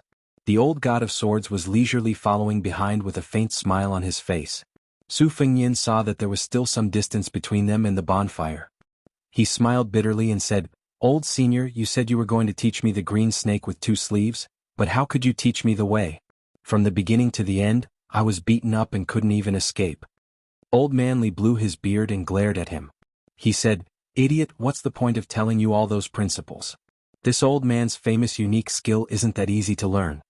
Su Fengyin muttered, "I'm just lazy and don't feel like talking." The old god of swords laughed instead of getting angry. He chuckled and said, "That's true. The green snake with two sleeves is called two sleeves. Not to mention the sword intent, there are already 66 sword moves. If I were to explain them to you one by one, this old man would have to waste a lot of time and energy." Su Fengyin put on a pitiful expression that said, "I knew it." The old man laughed coldly and said, "Kid, don't complain that you're fat or thin after taking advantage of a lady. Take your time. When you can really break the green snake with one slash, you'll be considered to have reached a higher level in martial arts." Su Fengyin asked with a bitter face, "Old senior, do you mean to say that I'm going to be beaten up every day?" Li Chungang glanced at him and said, "Or else." Su Fengyin immediately smiled flatteringly and said, "This is my great fortune. People in the world can't get this even if they burn incense and pray to Buddha." Li Chungang stared at His Royal Highness's face with a strange expression. Then he kicked Su Fengyin's buttocks and looked at his staggering back. He laughed and said, "Kit, you really look like a dog. How are your skills in bed? Why don't you get lost and practice with that Princess Jing'an?" Chapter 232. Su Fengyin, who had just been kicked, asked in confusion, "Practice?" The old god of swords sneered, "Otherwise, do you think you can use real swords and spears to train that Princess Jing'an? Are you willing to part with the Great Yellow Court?" Even someone as thick-skinned as Su Fengyin was still somewhat embarrassed, so he didn't continue to harp on this topic. He walked closer to the bonfire and sat down beside Yu Wei. Ning walked over with one hand carrying some golden roasted meat, which dripped with oil. He handed one to His Royal Highness and one to the old god of swords. The famished Su Fengyin tore into the meat and joked, "General Ning, let's sit down together. Let's bask in the old god of swords' immortal aura." Ning, who had removed his armor but was still carrying the short halberd on his back, sat down with a bashful smile on his face. This general of martial arts had a fierce appearance, but his voice and personality were the complete opposite. Su Fengyin looked at General Ning, who was eating elegantly, and laughed out loud for no reason. Everyone around the bonfire looked at each other. Su Fengyin asked Ning in a soft voice, "When fighting on the battlefield, some great generals and fierce men like to shout things like, 'Give me your life, thief,' or, 'I'll take your dog's head.' General Ning, what should we do with your soft voice? I've been curious about this for some time now." Ning rough face reflected the light of the fire, so it was hard to tell if he was blushing. He scratched his head and laughed. "When I first became a colonel, I also wanted to learn from those brave and skillful seniors in the art of war and shout in front of the battlefield. Later on, I fought side by side with the great general and was the vanguard general to break through the enemy lines. As soon as I shouted something, the great general stopped me and scolded me harshly. He said, 'If you want to use a halberd, then use a halberd.' What nonsense are you talking about?" Moreover, it was like a woman burping. The great general scolded me and told me not to embarrass the Bailiang army. After that, I didn't dare to shout in front of the battlefield anymore. If you want to kill, then kill. Just kill. I knew you would be scolded badly by Su Shao." Su Fengyin held his belly and laughed. His ragged appearance was no better than the beggar he had been 3 years ago. As he laughed, he swung the barbecued meat in his hand. Princess Jing'an, who was not far away, looked a little absent-minded. Needless to say, King of Jing and Zhaoheng had always been high above the masses, spotless and sanctimonious. Even heir apparent Zhao Sun had always had a crafty style of not getting tired of eating good things and not getting tired of delicacies. From the large decorations in his room to the small jade pendant on his waist, all of them were treasures and had absolutely no fate with the word tacky. Su Fengyin glanced at Princess Pei and then smiled at Li Chungang, who was wolfing down the food. Old senior, how is General Ning's halberd skills? Can it be said to be at the point of perfection? Hearing this, Ningame immediately became restless. As expected, the sharp-tongued old man with the sheepskin fur coat spat out a piece of bone and laughed. Point of perfection? That empty-handed Wang Mingyin who stole the halberd should have already transcended mortality and become a saint. Why is he only ranked 11th in the world? You rascal, if you want this old man to teach this fellow halberd skills, just say it. Don't try to trick me. Su Fengyin smiled and said, Old senior, please do not hesitate to teach me. The old god of swords said impatiently, We'll talk about it when you're in the mood. Su Fengyin saw that Ningame, the big halberd, was only immersed in shock and surprise. He quietly stretched out his leg and kicked him. The latter's body trembled and he cupped his fists and said, Ningame thanks the old god of swords. Old Manly glared and said, What old god of swords? Did you recognize Dong Tai as the new god of swords? As long as I haven't fought with this junior, this old man is still the god of swords of the Jianghu for the past 100 years. Ningame was terrified. How could he understand Li Chuangong's temperament? He could only look at His Royal Highness for help. Su Fengyin waved his hand and signaled Ningame to leave first. Just as he was about to smooth things over, he inadvertently saw the little mud man holding a book and wiping her tears. Her slender shoulders trembled. He stretched his head and vaguely saw the title of the book. He laughed involuntarily. It was Wang Chudong's The First Snow, but he did not know which volume she was at. Su Fengyin sat over and gently snatched the book. He glanced at it and looked at the pages. Jiang and I was already at the end. She was probably feeling sad because of the line, May all lovers in the world be together. Without waiting for the little mud man to fly into a rage, he tactfully returned the book to her and teased, It's all a fictional story. You can even cry after reading it? Countless infatuated men and women in the world have shed tens of thousands of caddies of tears for this book. You're nothing more. Jiang and I held the book, The First Snow, tightly with tears in her eyes. Choking with sobs, she scolded, Do you think everyone has a heart of stone like you? Li Chungang joined in the fun and said, This old man had time to take a few glances. The love in the book is still okay, but this Wang Dongxiang's poem is really good. It follows the sages of the past and has a deep understanding of the essence of poetry. However, there are a few pieces that are not up to standard. I don't know who he learned this bad habit from, but there are large sections that are copied from the three mysteries of Lao Zhuang and Yi. Especially some of the rare words peeled from the Buddhist scriptures. If this old man were to comment, he would be suffering from a Zen disease. However, after the spring and autumn war, hundreds of thousands of scholars fled Zen. Therefore, it can't be said that this Wang Dongxiang is not talented enough. He is just following the trend of the times. Suddenly, Su Fengyin and the old man tacitly stared at each other, making the people around them look at each other in dismay. These two fellows had strange smiles on their faces at the same time, but Li Chuangong's smile had a hint of regret. Both of them sighed at the same time. Even Jiang and I could not help but tidy up her emotions. She curiously muttered, What happened to these two fellows? Naturally, she did not know that the old god of swords' nickname, Li Qingdan, came from a poem that was gifted to him by a lady from a noble family. That lady was no different from Wang Dongxiang. At that time, she was also a prodigy like a poet in the scholarly and literary world. However, the most brilliant poems in her life were all written for Li Chungang, whom she admired. Unfortunately, Li Chuangong's heart was undistracted. He was deeply in love with the way of the sword. When he was young, he did not care about love at all. Many women were sad because of this and could not rest in peace until they died. In this matter, how similar were Su Fengyin and Li Chungang? Chapter 233. The Sutra Pavilion of the two Zen temples contained countless classics. It was made up of 16 floors, but there were still many books that could not be stored. Although it was not a forbidden area, there was no place to burn incense. Pilgrims did not dare to walk around in this sacred land of Buddhism. Therefore, there were very few people in this area. Only a few monks came and went in a hurry, either to borrow books or to return books. Therefore, the group of three was particularly eye-catching today.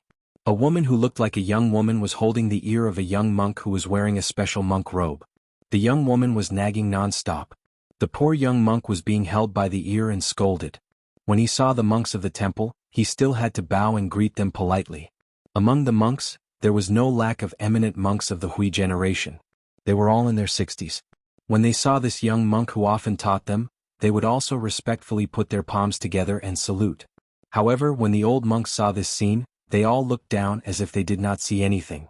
As for the younger monks of the temple, The more timid ones would blush and grin at the young woman and the girl behind the monk. The more courageous ones would stop and follow a few steps, calling her mistress.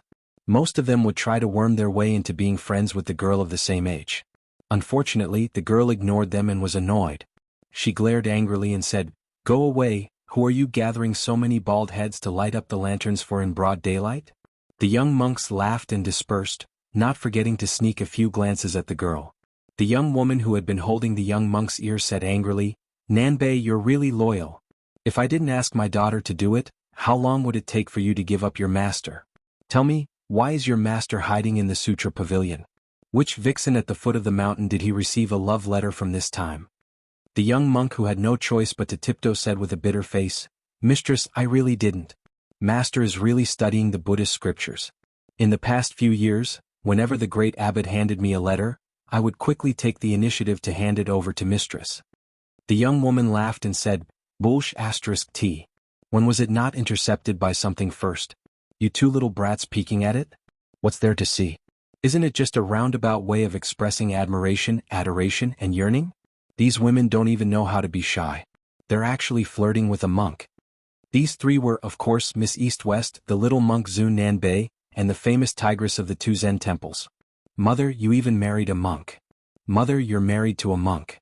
The young woman was very amiable towards her daughter. She increased the strength she used to twist her daughter's ear. She turned her head and said softly, "Daughter, how can this be the same? If I don't go to hell, who will? It's enough for your father to harm one woman." Stupid North and South hurriedly expressed their loyalty and said, "Mistress is kind and virtuous." The young woman did not loosen her grip after listening to his flattery. Instead, she tightened her grip and snorted, "You're becoming more and more slippery like your master. You've gone down the mountain twice and now you know how to change your mind according to the wind? How could this be? Daughter, be careful in the future." The small monk wanted to cry but had no tears. It was over. He would probably have to eat half a bowl of rice for every meal for the next half a month. So I forget it. I'll just use the copper coins I saved to buy some nice clothes for East-West. When they arrived in front of a sutra building, the young woman finally let go of the small monk. She shouted angrily, not losing to the Buddhist lion's roar, "Li Xiaoxin." The small monk said timidly, "Mistress, master said that monks don't talk about their names, nor do they talk about their longevity." The young woman ignored him and East-West said unhappily, "Shut up." As soon as the young woman finished shouting, a white-robed monk rushed out of the lofty pavilion with a swoosh. He came to the front of the young woman and said with a smile, "Wife, are you tired from walking? Can you give me a massage?" If an outsider was present, they would think that this woman had been rude and unreasonable along the way and would definitely teach the white-robed monk a lesson. However, when she saw her man, she said softly, "I'm not tired. It's just that I haven't seen you for a few days and I miss you a little." The white-robed monk, whose real name was Li Xiaoxin, smiled intoxicatingly and did not speak. Since she was here, there was no Zen in the world. The East-West girl shook her head and walked away like an old man. The small monk, Nanbei, followed behind her and asked softly, "Going to play chess?" The young woman, who was thinking about which abbot to ask for fruits to satisfy her cravings, frowned and said, "Aren't you going to teach some old monks with the surname Sure?" The small monk looked at the hot weather and the hair on East-West's temples sticking tightly to her cheeks. He felt a little distressed and said, "There's still 2 hours left. Do you want to find a place to cool off?" East-West said absent-mindedly, "Why hasn't Su Fengnian come to our temple to play?" The small monk smiled brightly, revealing his white teeth. He volunteered, "Why don't I tell master to let me go down the mountain to find Su Fengnian? Can I show him the way?" East-West did not speak. She just turned to look at this stupid Nanbei. Alas, a few years ago this stupid Nanbei was half a head shorter than her. How did he suddenly grow so much taller? She walked to a cool corridor under the eaves of a sutra pavilion and sat on the railing. She held her chin and said, "Nanbei, you're so stupid. If I'm not by your side in the future, what will you do?" Nanbei had always been scolded as stupid by this family of 3. In fact, he was the one taking care of these 3 lazy guys.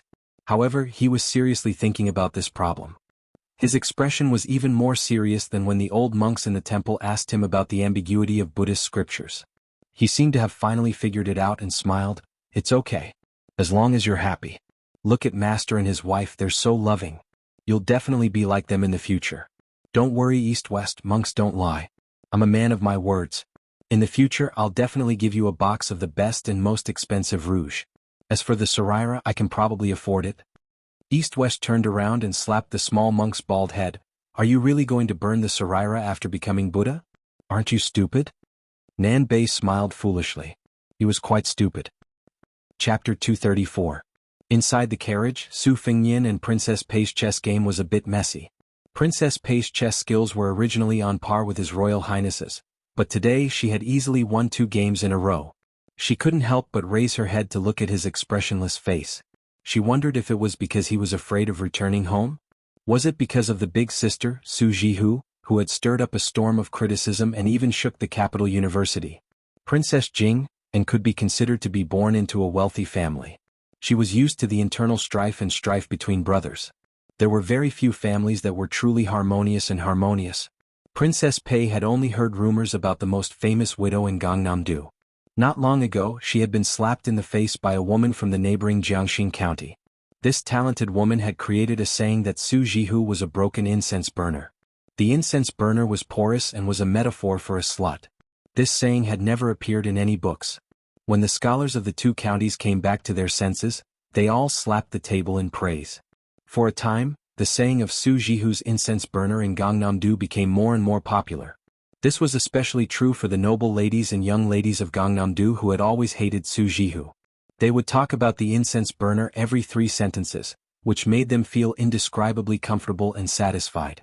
After Su Fengyin conceded, he didn't propose a rematch this time. Instead, he left the carriage and jumped onto a snow-white famous horse from the western regions. This fine horse was once the king of the wild horses on the border of Bailiang. It was undoubtedly the most outstanding heavy horse in the world. His Royal Highness said to the Lieutenant Yuan Meng, who was slowly riding behind him, "Tell General Ning that we will enter the city together." Yuan Meng's expression changed and he secretly grinned. Under normal circumstances, the Bailiang battalion would maintain a distance of 1 li. Today, since His Royal Highness wanted to take a stance, he was naturally happy. As the leader of the 100 White Horse loyal followers, although he didn't insult the Bailiang army by fighting to the death in the Battle of the Reed Marshes in Qingzhou, His Royal Highness had shown such bravery. The Phoenix Battalion had only suffered heavy casualties and couldn't help much. It was always suspicious that they were of little help to the overall situation. During this period of time, Yuan Meng had been unhappy and wanted to vent his anger. Wasn't the opportunity now? Yuan Meng turned his horse around and quickly galloped away. He saw Ning Amei, whose arm had healed and was once again holding his halberd, and said in a deep voice, "General Ning, His Royal Highness has ordered that we enter the city together." Ning Amei, who was wearing heavy black armor, nodded. He pulled down his helmet and looked extraordinarily stern. He pointed his halberd at Yangchun City and suddenly squeezed the horse's belly. He led the Phoenix Battalion light cavalry to speed up and gallop forward. Dust flew everywhere. All the carriages and pedestrians on the official road heard the sound of the heavy cavalry and moved to the side with pale faces. They let the group of light cavalry pass by. Su Fengyin didn't stop at all in Xiangbao County. He galloped his horse and arrived 2 days earlier than expected at Yangchun City, which was known as the heart of the world. This city's earth veins were most suitable for the growth of peonies. Therefore, Wei Ziyao and Huang Chuchun were among the top 3 of the dynasty's top 10 peonies. Su Fengyin looked at the city walls that were getting taller and taller as they approached. He didn't say a word. The guards at the city gate and the merchants and commoners who were using the road to enter the city all looked at this white-robed young master. Good heavens, this horse was extraordinary. Was it a heavenly horse? Even the officials of Yangchun City didn't have such a mount, right? The experienced and knowledgeable guards had better eyesight than ordinary people. Just this horse alone was more imposing than those generals. If there was no mistake, this young master should be one of the top aristocratic families in Yangzhou. When they asked for the road pass according to the rules, they had to smile. If this young master was a generous person, it would be even better if he gave them some money as a reward. However, when the guards heard the thundering sound of cavalry and saw a group of unfamiliar riders with unknown banners charging toward them, their expressions immediately became serious. One of them hurriedly went to inform the city gate captain, while the others berated the common people to temporarily stop entering and leaving the city gate. The 6 or 7 city gate guards and other miscellaneous people all dodged to the foot of the city wall on both sides. Only then did they feel compelled by their duties to block the road with their spears, trembling with fear. Among them, a burly man from the Jiangnan Dao had the right to carry a saber. He took 2 steps forward. Under the scorching sun, he swallowed his saliva, moistening his dry throat that had been tossed around by the heavens. Just as he was about to shout, a halberd general among the cavalry, who was dressed very differently from the Yangzhou soldiers, rushed to the city gate.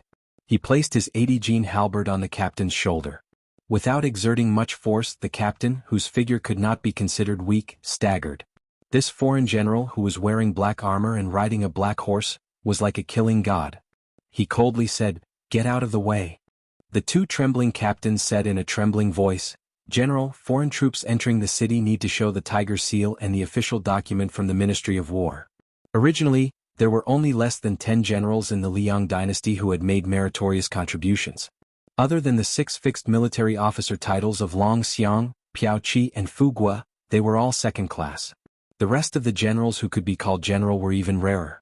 For example, Su Xiao, who had just been stripped of his title as the pillar of the state, and Gu Jiantang, a famous general in the spring and autumn period who had been given the title of pillar of the state. However, outside of Beiliang, as long as one was a military officer above the 7th class, they would be happy to be called general by their subordinates in private.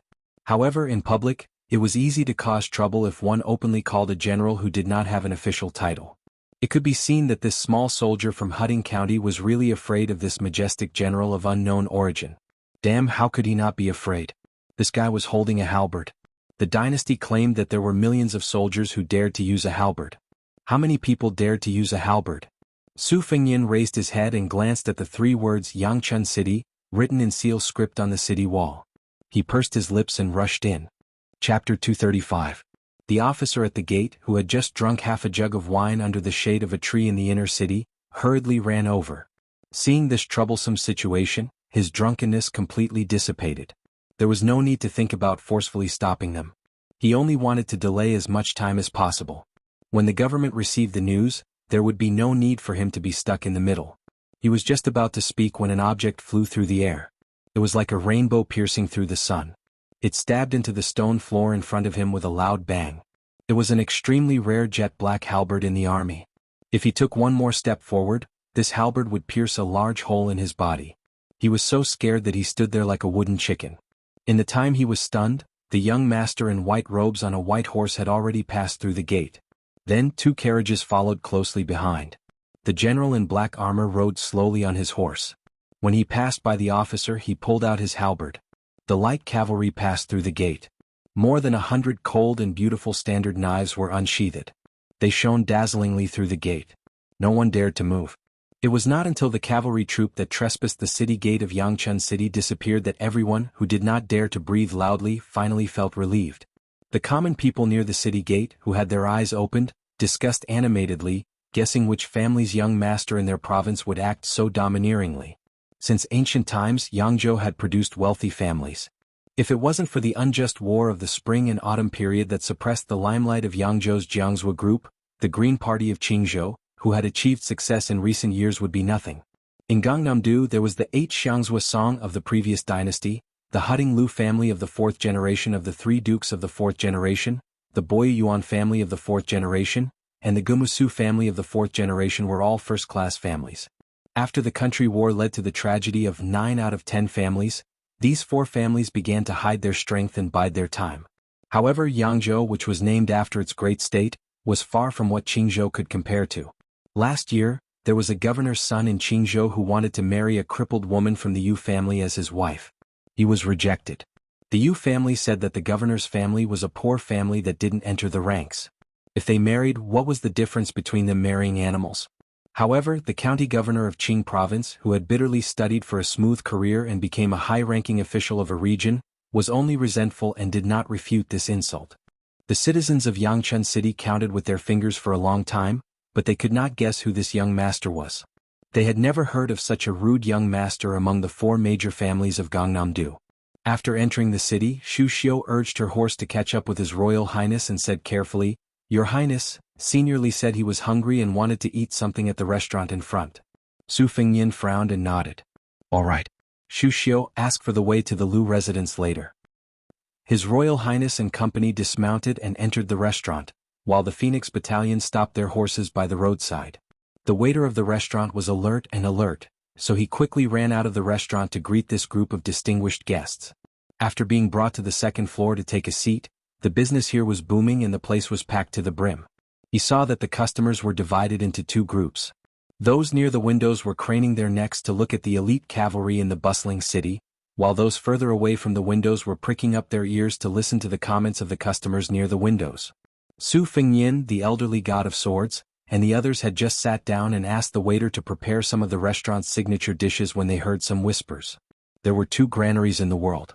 The desolate northern Liang was the horse granary, while the Jiangnan was the granary of the world, where the richest people in the world were the richest.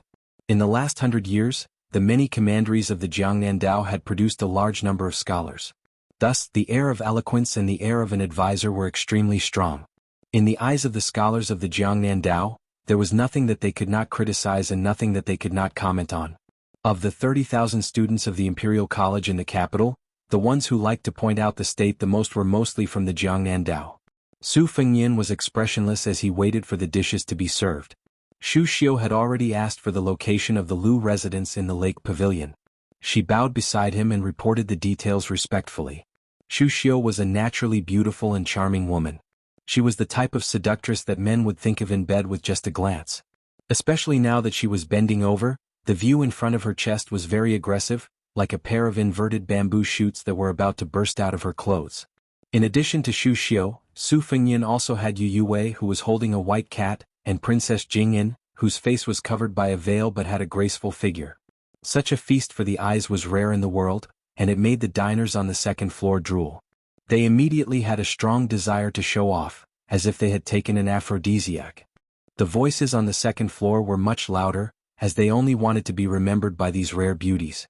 Not to mention getting intimate with them, just a few glances from them would be enough to make them ecstatic. Gangnam-do, which was full of noble families and nobles, had always advocated talkative and mysterious talks.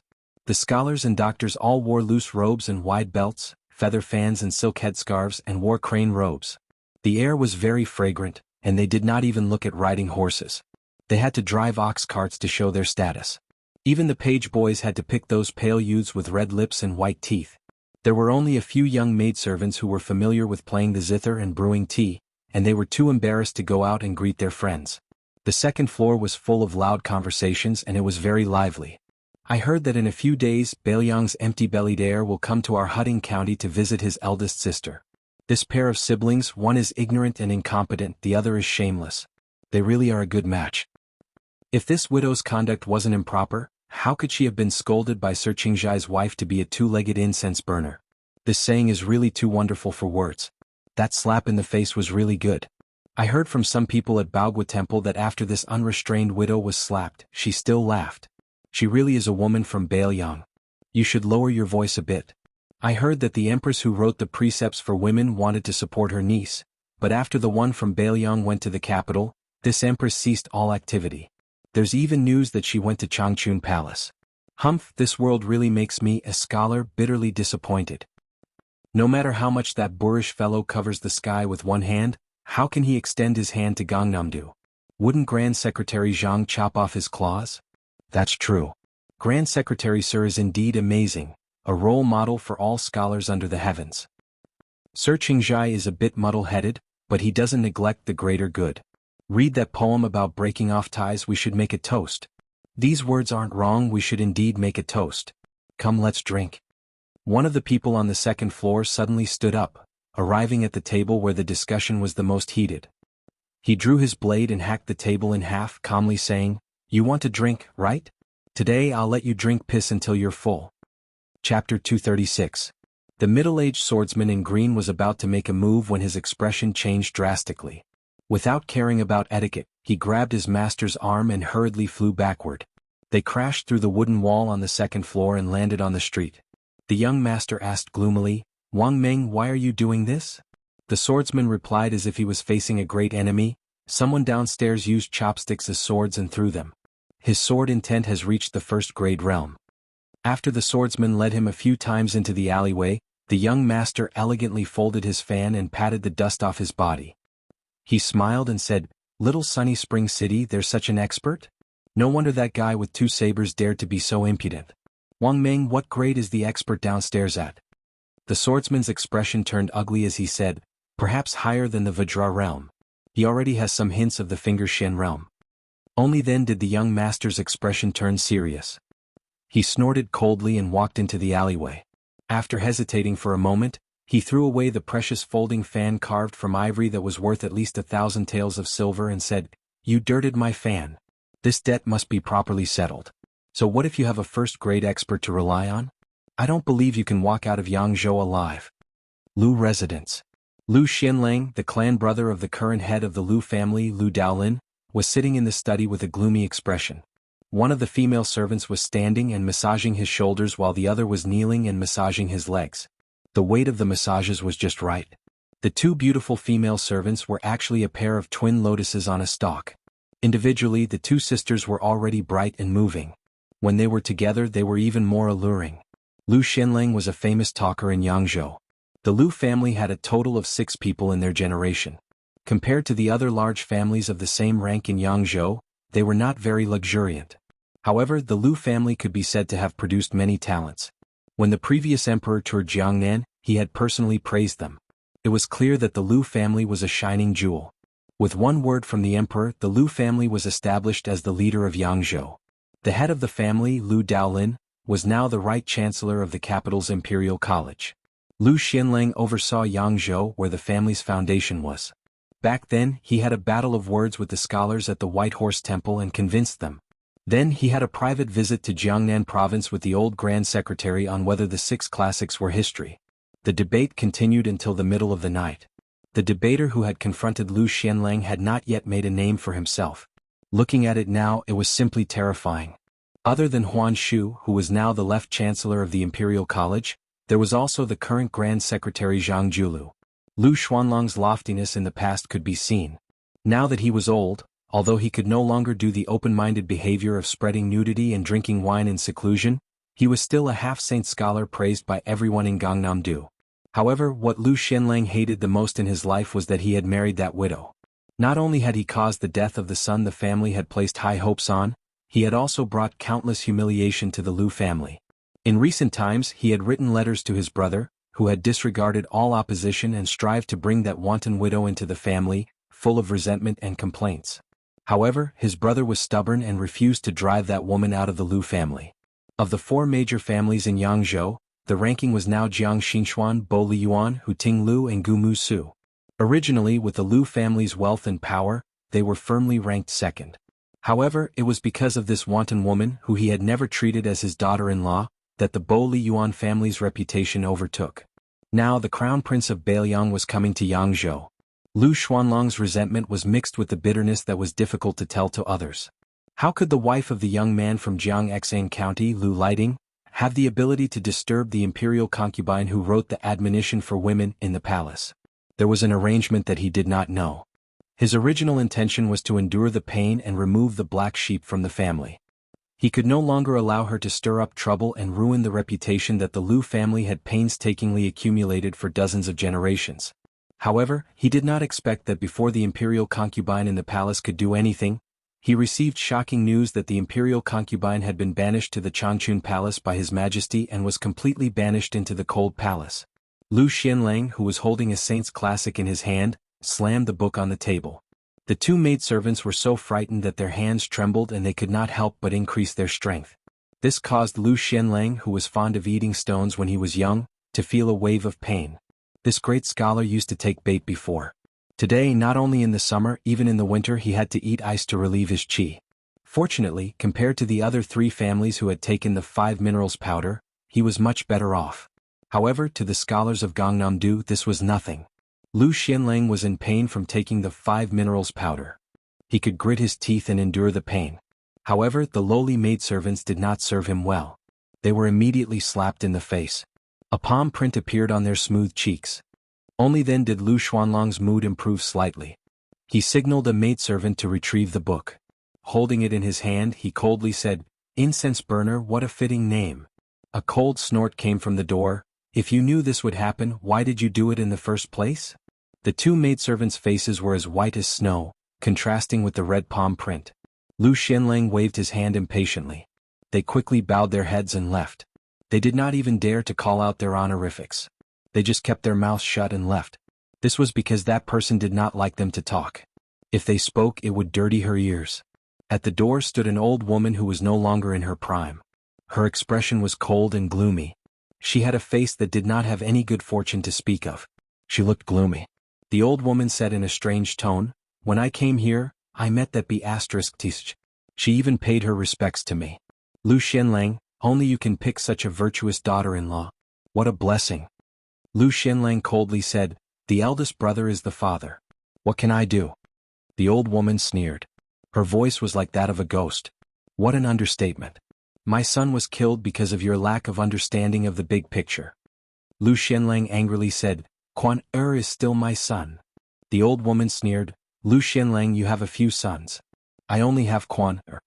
Lu Xianlang dejectedly said, "I want to read." The old woman stared at the man who should have helped and respected each other. Her face was distorted. She turned around and said, "Lu Xianlang, don't forget who my father is. Back then you did not stop that widow from entering our house. This time, if you dare to let that little bastard surnamed Su into our house, I will not let you off." Lu Xianlang waited for her to leave. He tore a Saint's Classic in half and leaned against the chair, panting. The housekeeper hurried over and knocked on the door in a panic. He did not care about the usual etiquette. His lips were pale as he bent down and whispered a shocking news that shocked the whole city. After hearing it, Lu Xuanlong's expression was uncertain. His 10 fingers tightly grasped the chair. This famous scholar of Jiangnan, who had been praised by his late father for being calm in every major event, showed a hint of fear and muttered, "What should I do?" Chapter 237. For no reason, the Lu Manor closed the manor door in broad daylight. The servant girl nicknamed Xiao Er hurried back to the courtyard to tell the young lady this sensitive news. The most famous vixen widow in Gangnam-do was lying on the bed reading a novel about scholars and beauties. However, compared to The First Snow, it was unbearable to look at. After hearing Xiao Er's report, she was absent-minded. She thought it would take at least 2 or 3 days for her brother to arrive in Yangchun City. She did not care about the Lu Manor's little tricks. She was not stupid. The family that Lu Lighting of Jiangxing County belonged to was only a second-rate aristocratic family in Yangzhou. How could they enter the eyes of the imperial palace? The marriage alliance between the Hu Pavilion Lu and the other 3 aristocratic families was complicated. It could not be said that they were bound together for good or ill, but it was true that they were bound together for good or ill. Without Lu Xuanlong's tacit approval, how could the imperial concubine from the palace be involved? Perhaps the mastermind behind the scenes was Lu Xianlang, the father-in-law in name. However, she was too lazy to care. No matter how Lu Qingquan died, she would have to take the blame for her husband's death. No matter how harsh and cold her parents-in-law were, she still performed all the etiquette that a daughter-in-law should have. As for often going to famous temples to listen to the debates of famous scholars and being silently criticized, she did not care about it. She liked to see those self-proclaimed distinguished scholars become as excited as if they had been injected with chicken blood when they saw her enter a banquet. Thus, when she was slapped in the face by the wife surnamed Lu at Baogua Temple, she only laughed. God knows who pitied who. After marrying far away to Jiangnan, she could be said to have seen through these scholars. Most of them had their eyes above their heads and relied on the shadow of their ancestors to not make progress. They rested on their past achievements. The officials from Gangnam-do, for example, were completely different from the remonstrants in the north. They liked to pick on trivial matters to make life difficult for the emperor. They were not afraid of being flogged by the court and were not afraid of being publicly humiliated. From time to time, they would make a scene of remonstrating to death. It felt like they were afraid that the emperor would not be angry or annoyed. They scrupulously adhered to orthodoxy and were loyal to the law to the point of being paranoid. It was no wonder that many scholars said that officials from Gangnam-do were the most like officials. However, the Jiangnan Dao had indeed produced a small group of rather formidable characters. They were well versed in politics and their methods were well practiced. They were able to govern the world and help the people. However, these civil and military officials who held authority in their hands had all left the Jiangnan Dao, like carps leaping over the Dragon Gate, and were never willing to return. They were not keen on talking about the profound, but no one could deny that it was these important officials who had truly propped up the Jiangnan Dao to flourish. If it was up to her, Lu Daolin, the head of the Lu family who controlled half of the Imperial College, was one of them. The Minister of Personnel Yu Lian and the General of Dragons Su Gong were also one of them. As for Lu Xianlang and a large group of so-called famous scholars who were renowned in both the north and south of the Yangtze River, they lacked a lot of perspective. These old fellows only focused on the rise and fall of their clan's status. If they rose, they would be wild with joy. If they fell, it would be as if they had lost their parents. In their eyes, the martial artists who had made great contributions to the dynasty during the Spring and Autumn War were just crude and barbaric generals. When they said that they were a family of generals, they were far more derogatory than praising. In Gangnam-do they were especially disliked. If she was just an ordinary daughter of a family of generals, her spine would have been broken by the moral gentleman. Fortunately, who was she? She was the eldest daughter of the butcher, Su Xiao. The servant girl who loved and loved her the most asked softly with a face full of anticipation, "Miss, when will His Royal Highness arrive at our Yangchun city?" The widow, Su Jihu, used a finger to scratch the little girl's beautiful face and teased, "Pinch your fingers and count. How many times have you asked in the past 2 days? Have you asked 10 times? The little girl blushed and said, "This servant is hoping that His Highness will help Miss vent her anger. Lu Lighting and that shrew are really too hateful." Su Jihu threw the book away and stretched. He smiled and said, "The latest would be the day after tomorrow. The last time my younger brother sent a letter, he had already arrived in Xiongbao County." The servant girl, Qiao Er, who had been bought by the widow for 10 taels of silver, laughed out loud. Her limpid eyes curved into a pair of crescent moons. She cleverly said, "Compared to the second princess, His Highness still prefers Mississippi." Su Jihu hugged the girl's delicate body and rested his chin on her forehead. He laughed heartily and said, "You really know how to talk." Outside the Lu mansion, the second housekeeper, who had just understood what Lu Xianlang meant, gave a look to the gatekeeper, whose status in Huding County was comparable to that of a 6th-rank official. The gatekeeper hurriedly opened the side door, allowing only one person to enter and exit. The second housekeeper's surname was originally not Lu, but because of his loyalty, the Lu family bestowed him with the surname Lu. Don't underestimate this change of surname. In the era where the well-dressed gentry looked at the children of poor families as if they were dogs, it was already a great honor. The second housekeeper's name was now Lu Dongyang. For more than 10 generations he had served the Lu family. The head housekeeper had followed the head of the Lu family to the capital. Lu Dongyang held great power in the Huding County family and had been influenced by the Lu family's simple and upright style. He liked to step on wooden poles and wear crane cloaks with large sleeves in heavy snow. He claimed that in his life he liked to wear cold clothes, drink cold food and sleep cold. Therefore, the Huding County gave him the elegant title of Mr. Four Han. He walked out of the side door alone and saw a group of 45 elite light cavalry escorting the carriage. "You can give me the name card. I'll visit again when I have time." Captain Yuan Meng's face was gloomy, but he couldn't act rashly. His Royal Highness wasn't present, and after all, His Highness's closest daughter, Commandery Princess Chang, was living here. As for the Lu family's status in Gangnam-do and how powerful they were, would he care about these foul things?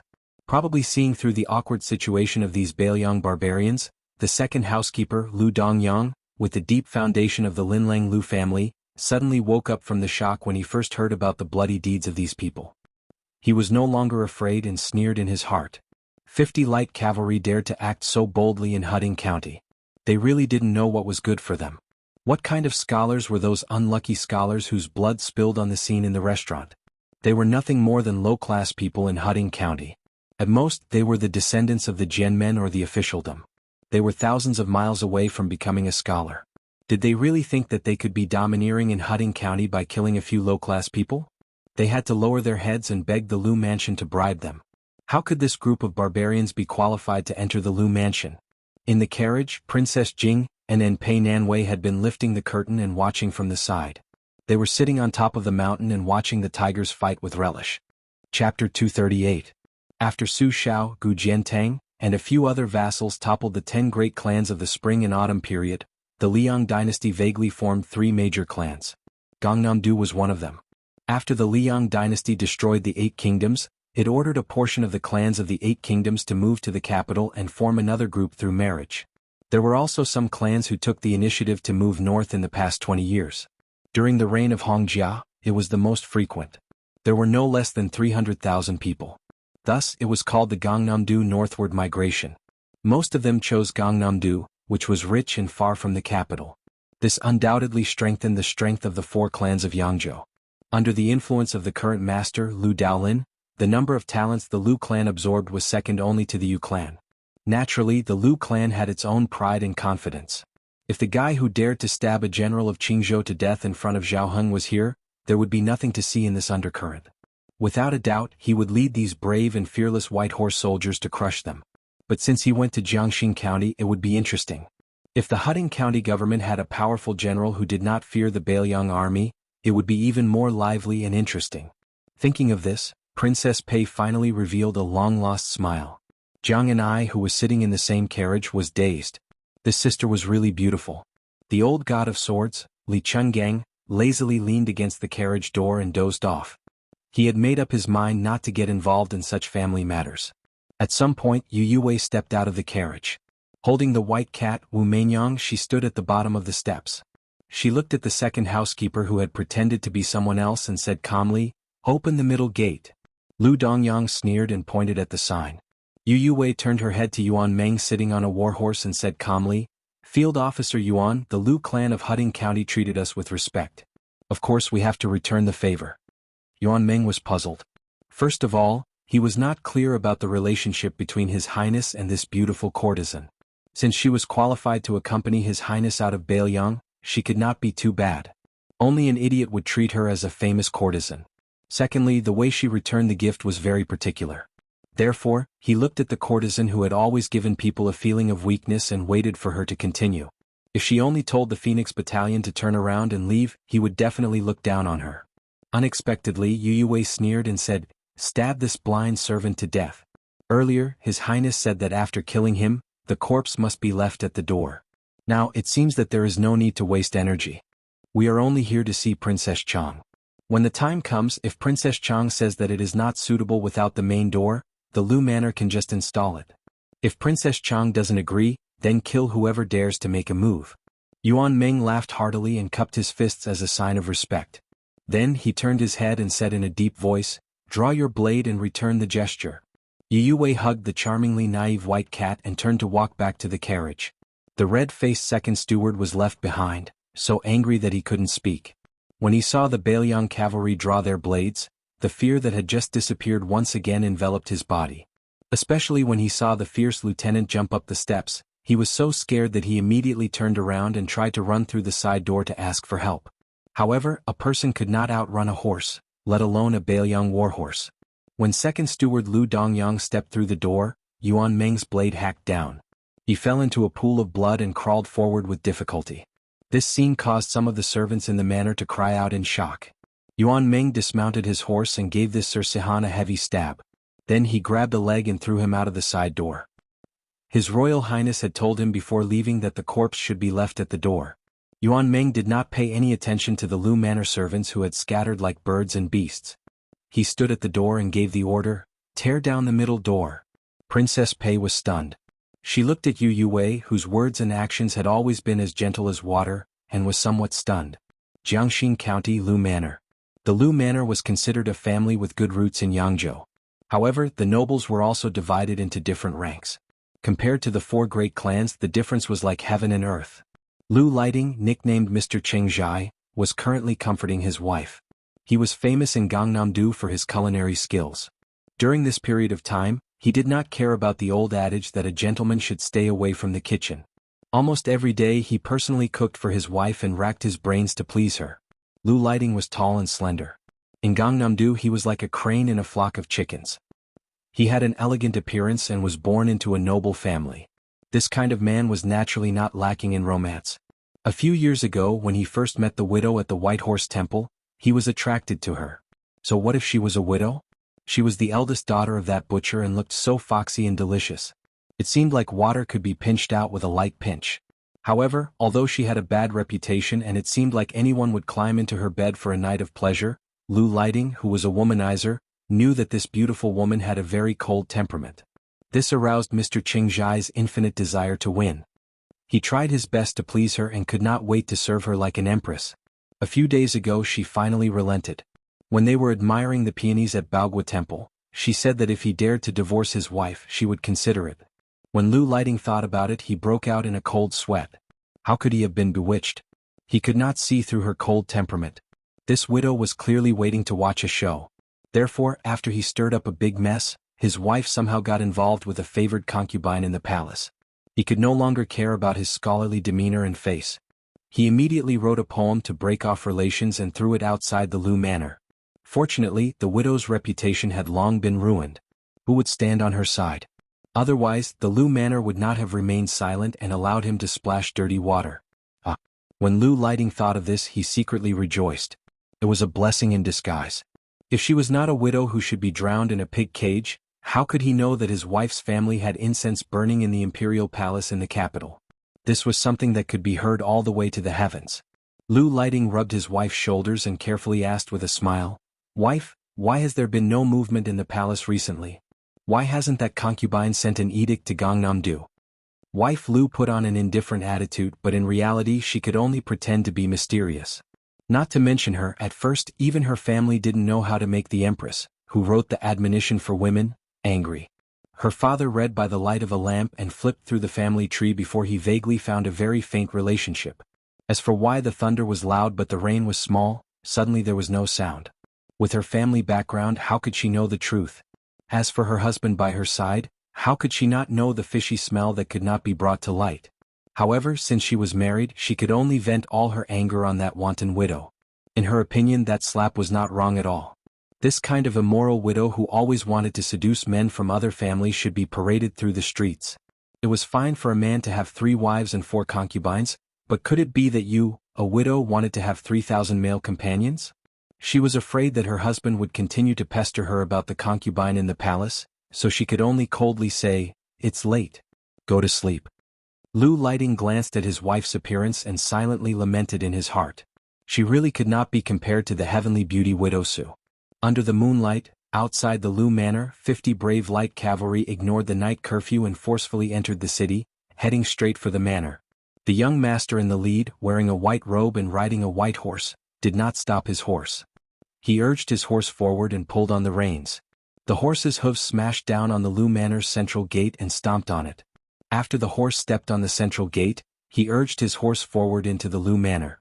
Chapter 239. The middle gate of a slightly larger mansion would not be opened often, especially for the Lu family, which had deep roots in the present age. Not every guest would open the middle gate.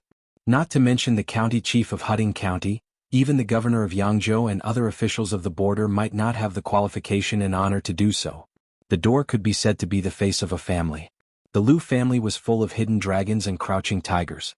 There were hundreds of officials, advisors and servants.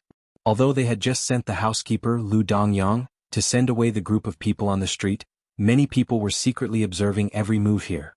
However, when the Bailiang's light cavalry opened the door, the Lu family did not send out any men of sacrifice. Only a middle-aged Confucian scholar with a pure yang scarf on his head and cloth shoes on his feet walked out. He was dressed simply and shabbily. Behind him was a young servant with a delicate temperament. He held an ancient sword in a black sandalwood scabbard wrapped in the skin of a southern sea shark. Unlike other famous swords, this sword did not have the slightest chill when it was sheathed. The middle-aged man looked at the housekeeper who had died in the courtyard and sighed softly. The door had been opened in an uproar. Lieutenant Yuan Meng and the Confucian scholar in the courtyard looked at each other.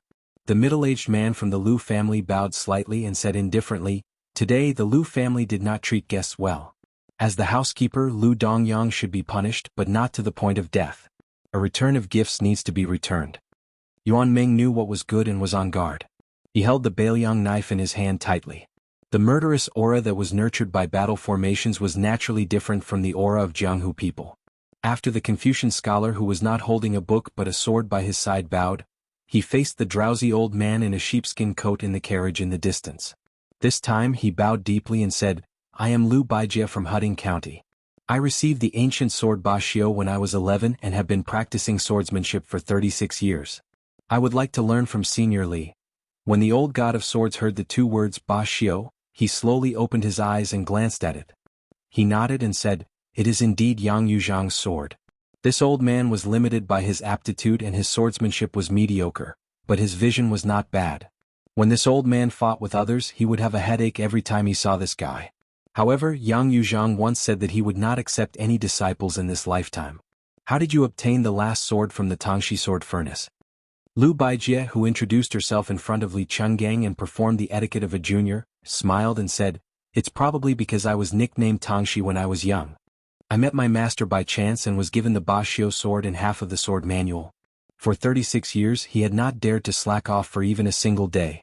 His master held the old senior in high esteem. He said that the two-sleeved green snake could dominate the sword forest for 50 years. Junior has been longing for this for a long time. Today I have the courage to draw my sword, partly because I am forced to do so by my status as a disciple of the Lu family, but mostly because I want to sharpen the inferior swordsmanship that I have cultivated behind closed doors for 36 years. If I lose, I implore Senior not to take your anger out on the Lu family. The old man with the sheepskin fur coat said impatiently, your tone is exactly the same as Yang Yuzhang's. Why don't you try? If you only have the craftsmanship of Yang Yuzhang's swordsmanship and not the ingenuity of his swordsmanship, then you are not worthy of this old man taking action. Who the F***ck wants to make things difficult for you aristocratic families? Do you have nothing better to do?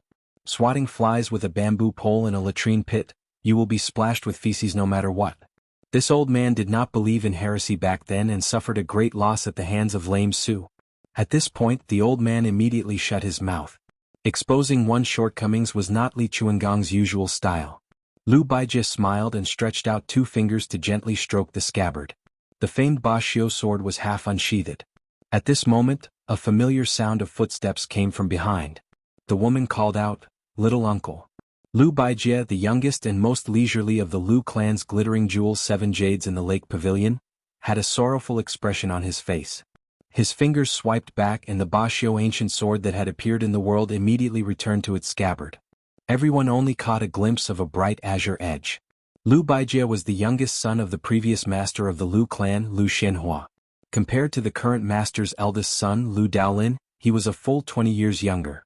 Lu Baijie was born of a concubine. He was naturally intelligent, but he was indifferent to fame and fortune. He was not passionate about the 3 immortals of Confucianism and was obsessed with the way of the sword. Until now he had not married, so naturally he did not have any children. He rarely showed his face in the Lu clan. Among the influential members of the Lu clan, Lu Baijie was the only one who was truly close to the widow. He who did not have any children, largely regarded Su Jihu as half a daughter. If he had not secretly stifled the signs of many disasters, the Lu clan would have long been in chaos. Not to mention others, the woman whose father was the master of the Su clan had done too many dirty deeds. But he was apprehensive about her identity as his sister-in-law and felt the pain of losing a child. Otherwise, Lu Baijie would not have allowed such a scandal to happen in the Lu clan. After such a big event as the removal of the center gate, which was enough to shock Yangzhou, Su Jihu, no matter how much he was restrained in the Lu clan, still received the news immediately. Only then did he confirm that his younger brother had arrived in Yangchun City. Other than him, who else could have done such a shocking thing? How could Su Jihu bear to blame him? However, the Lu clan was still her home and name. It would not be good to make things too tense, especially when her father-in-law, Lu Xianlang, was willing to do anything for the sake of his reputation. Which famous person would not cherish their reputation? She giggled at Lu Baijie and called out, "Little uncle," in a coquettish manner. In return she received a helpless expression. Su Jihu did not exchange pleasantries with the few elders in the Lu clan who were easy to talk to. She ran out of the main door. All the valiant light cavalry dismounted and knelt on one knee, respectfully saying, "Beiliang's Phoenix Battalion pays respect to Princess Chang." Su Jihu ignored them. Looking left and right, she did not see her younger brother's gentle smiling face that she had always dreamed of. She was immediately disappointed. The maidservant, Blue Bird, could already walk with difficulty, but her complexion was still unsightly. Just as she was about to kneel, Su Jihu, who revealed a frightened expression but quickly concealed it, stepped forward to support her.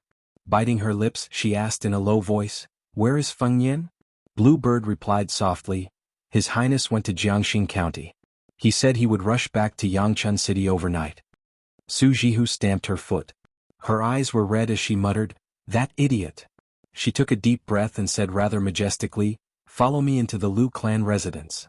If Lu Baijie, who was of the same generation as Lu Daolin and Lu Xianlang, did not stop her, who would dare to? Lu Baijie's illustrious identity as the son of a powerful family was there, but his other identity was even more intimidating. There was a special sword review that listed Lu Baijie of Huding County in Yangzhou. The review said that Lu Tongxi's swordsmanship was upright and vast. Although the name of the sword contained the word tyrannical, it was fully deserving of being called the Sword of the King.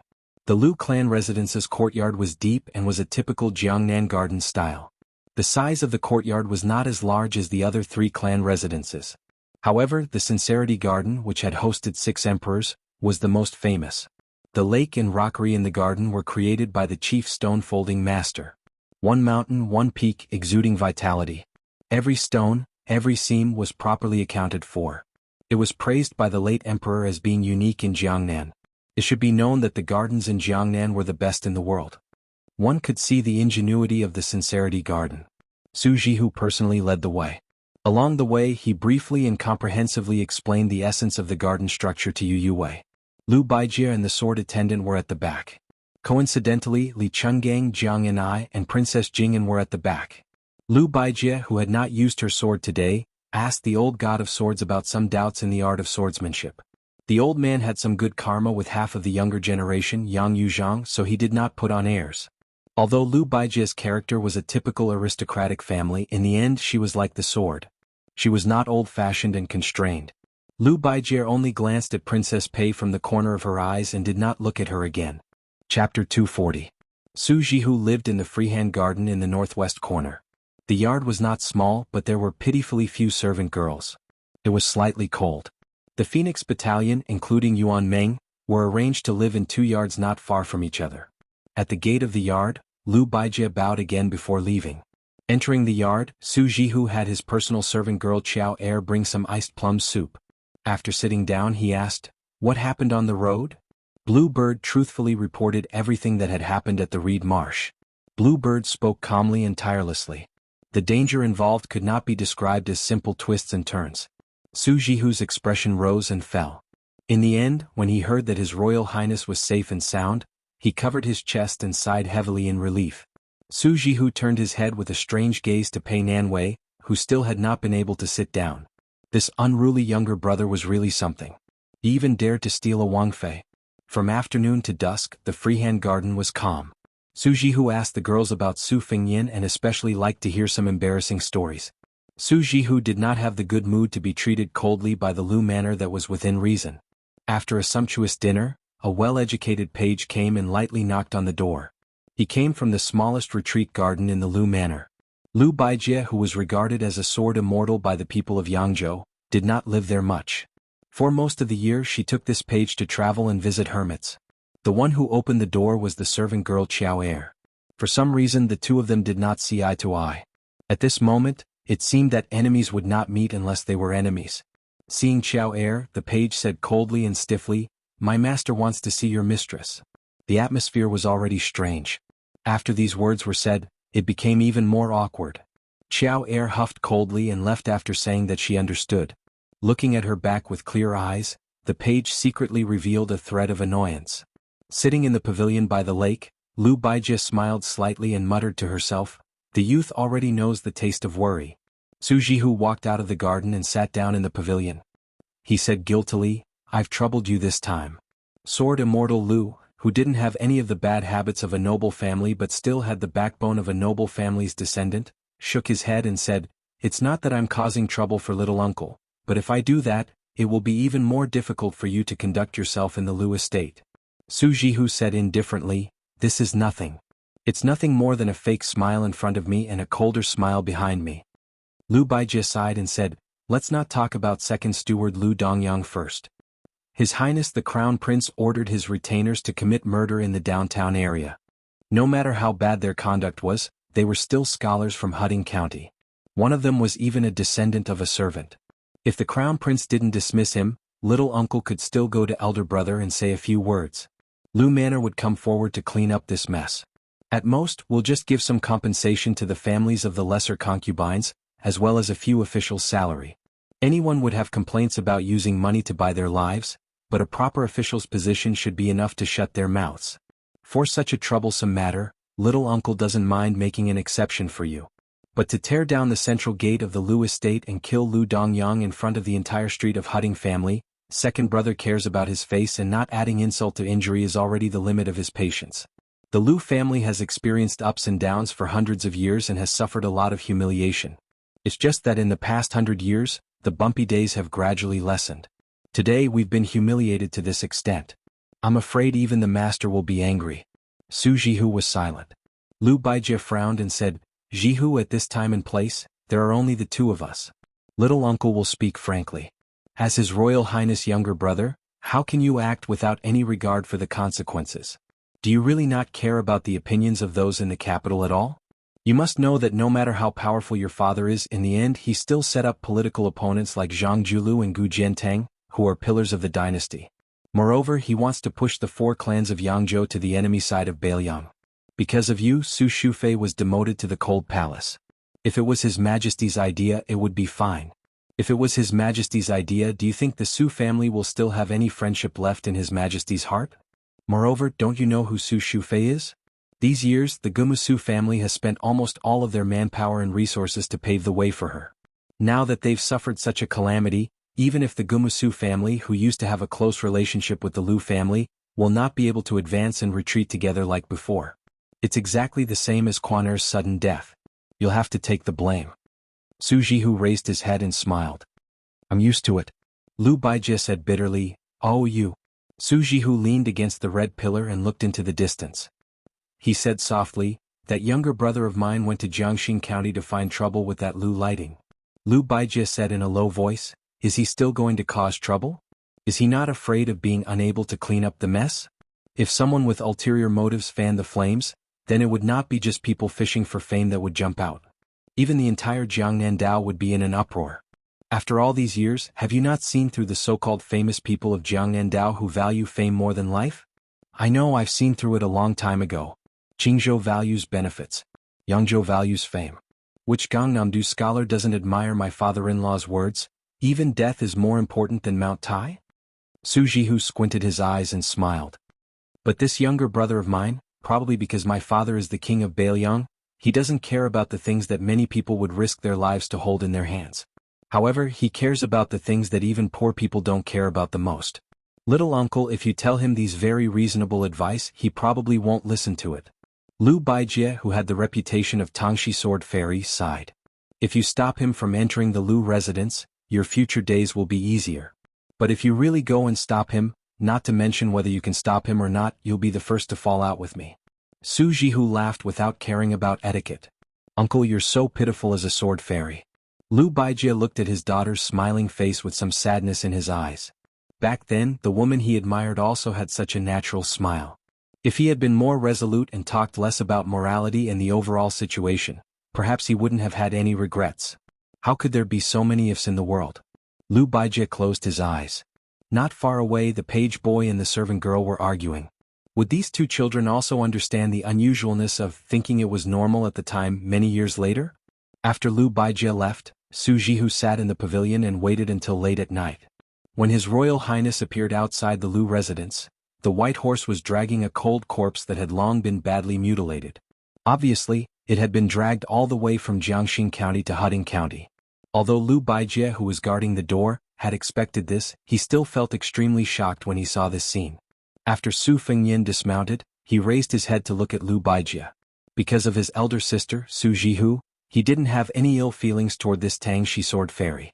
He only saw Lu Baijie put one hand on the hilt of her sword and supported it with a Bashio ancient sword.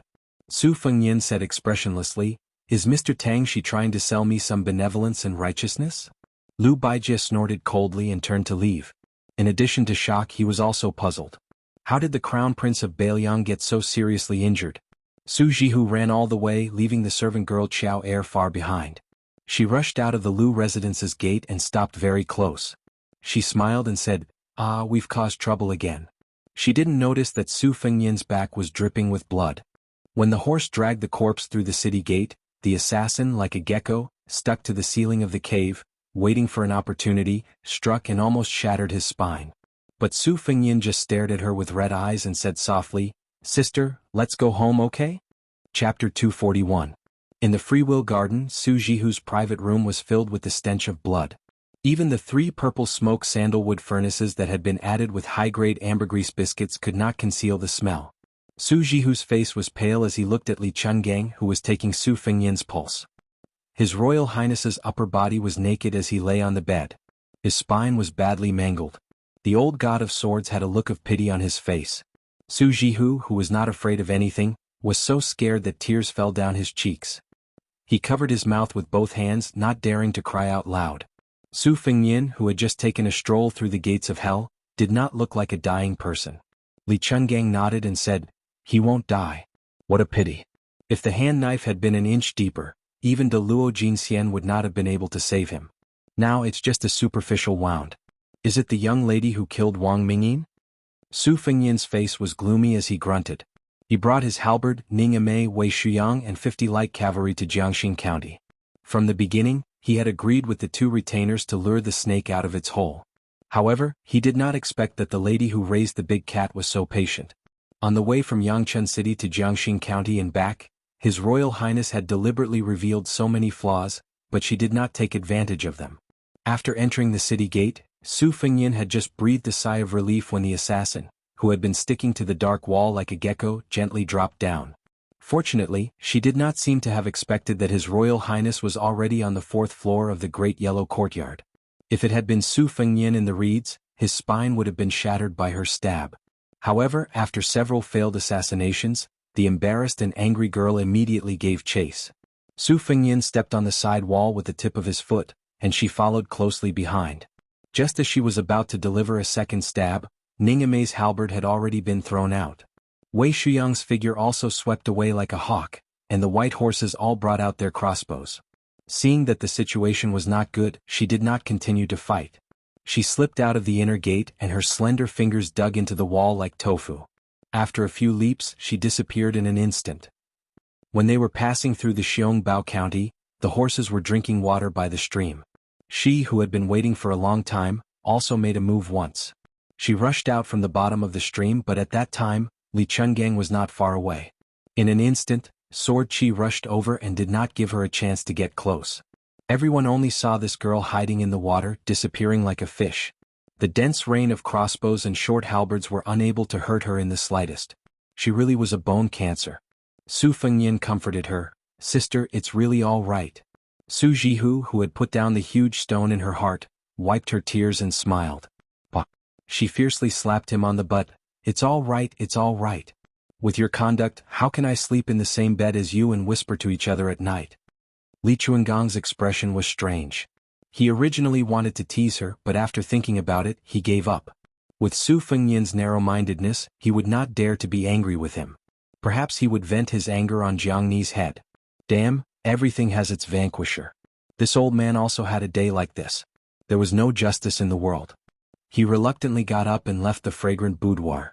In the room, Bluebird and the servant girl Qiao Er also tactfully left. Only this pair of siblings who had been close since childhood remained. Although it was an external injury, the flesh was torn open and it was not good.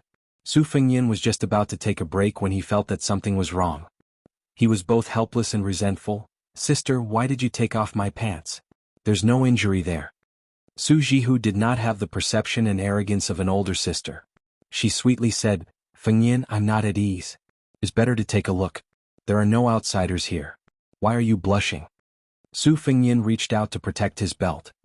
He turned his head and angrily said, "Sister, how old are you already? Don't be so shameless, okay?" Su Jihu pretended to have a face full of hidden bitterness.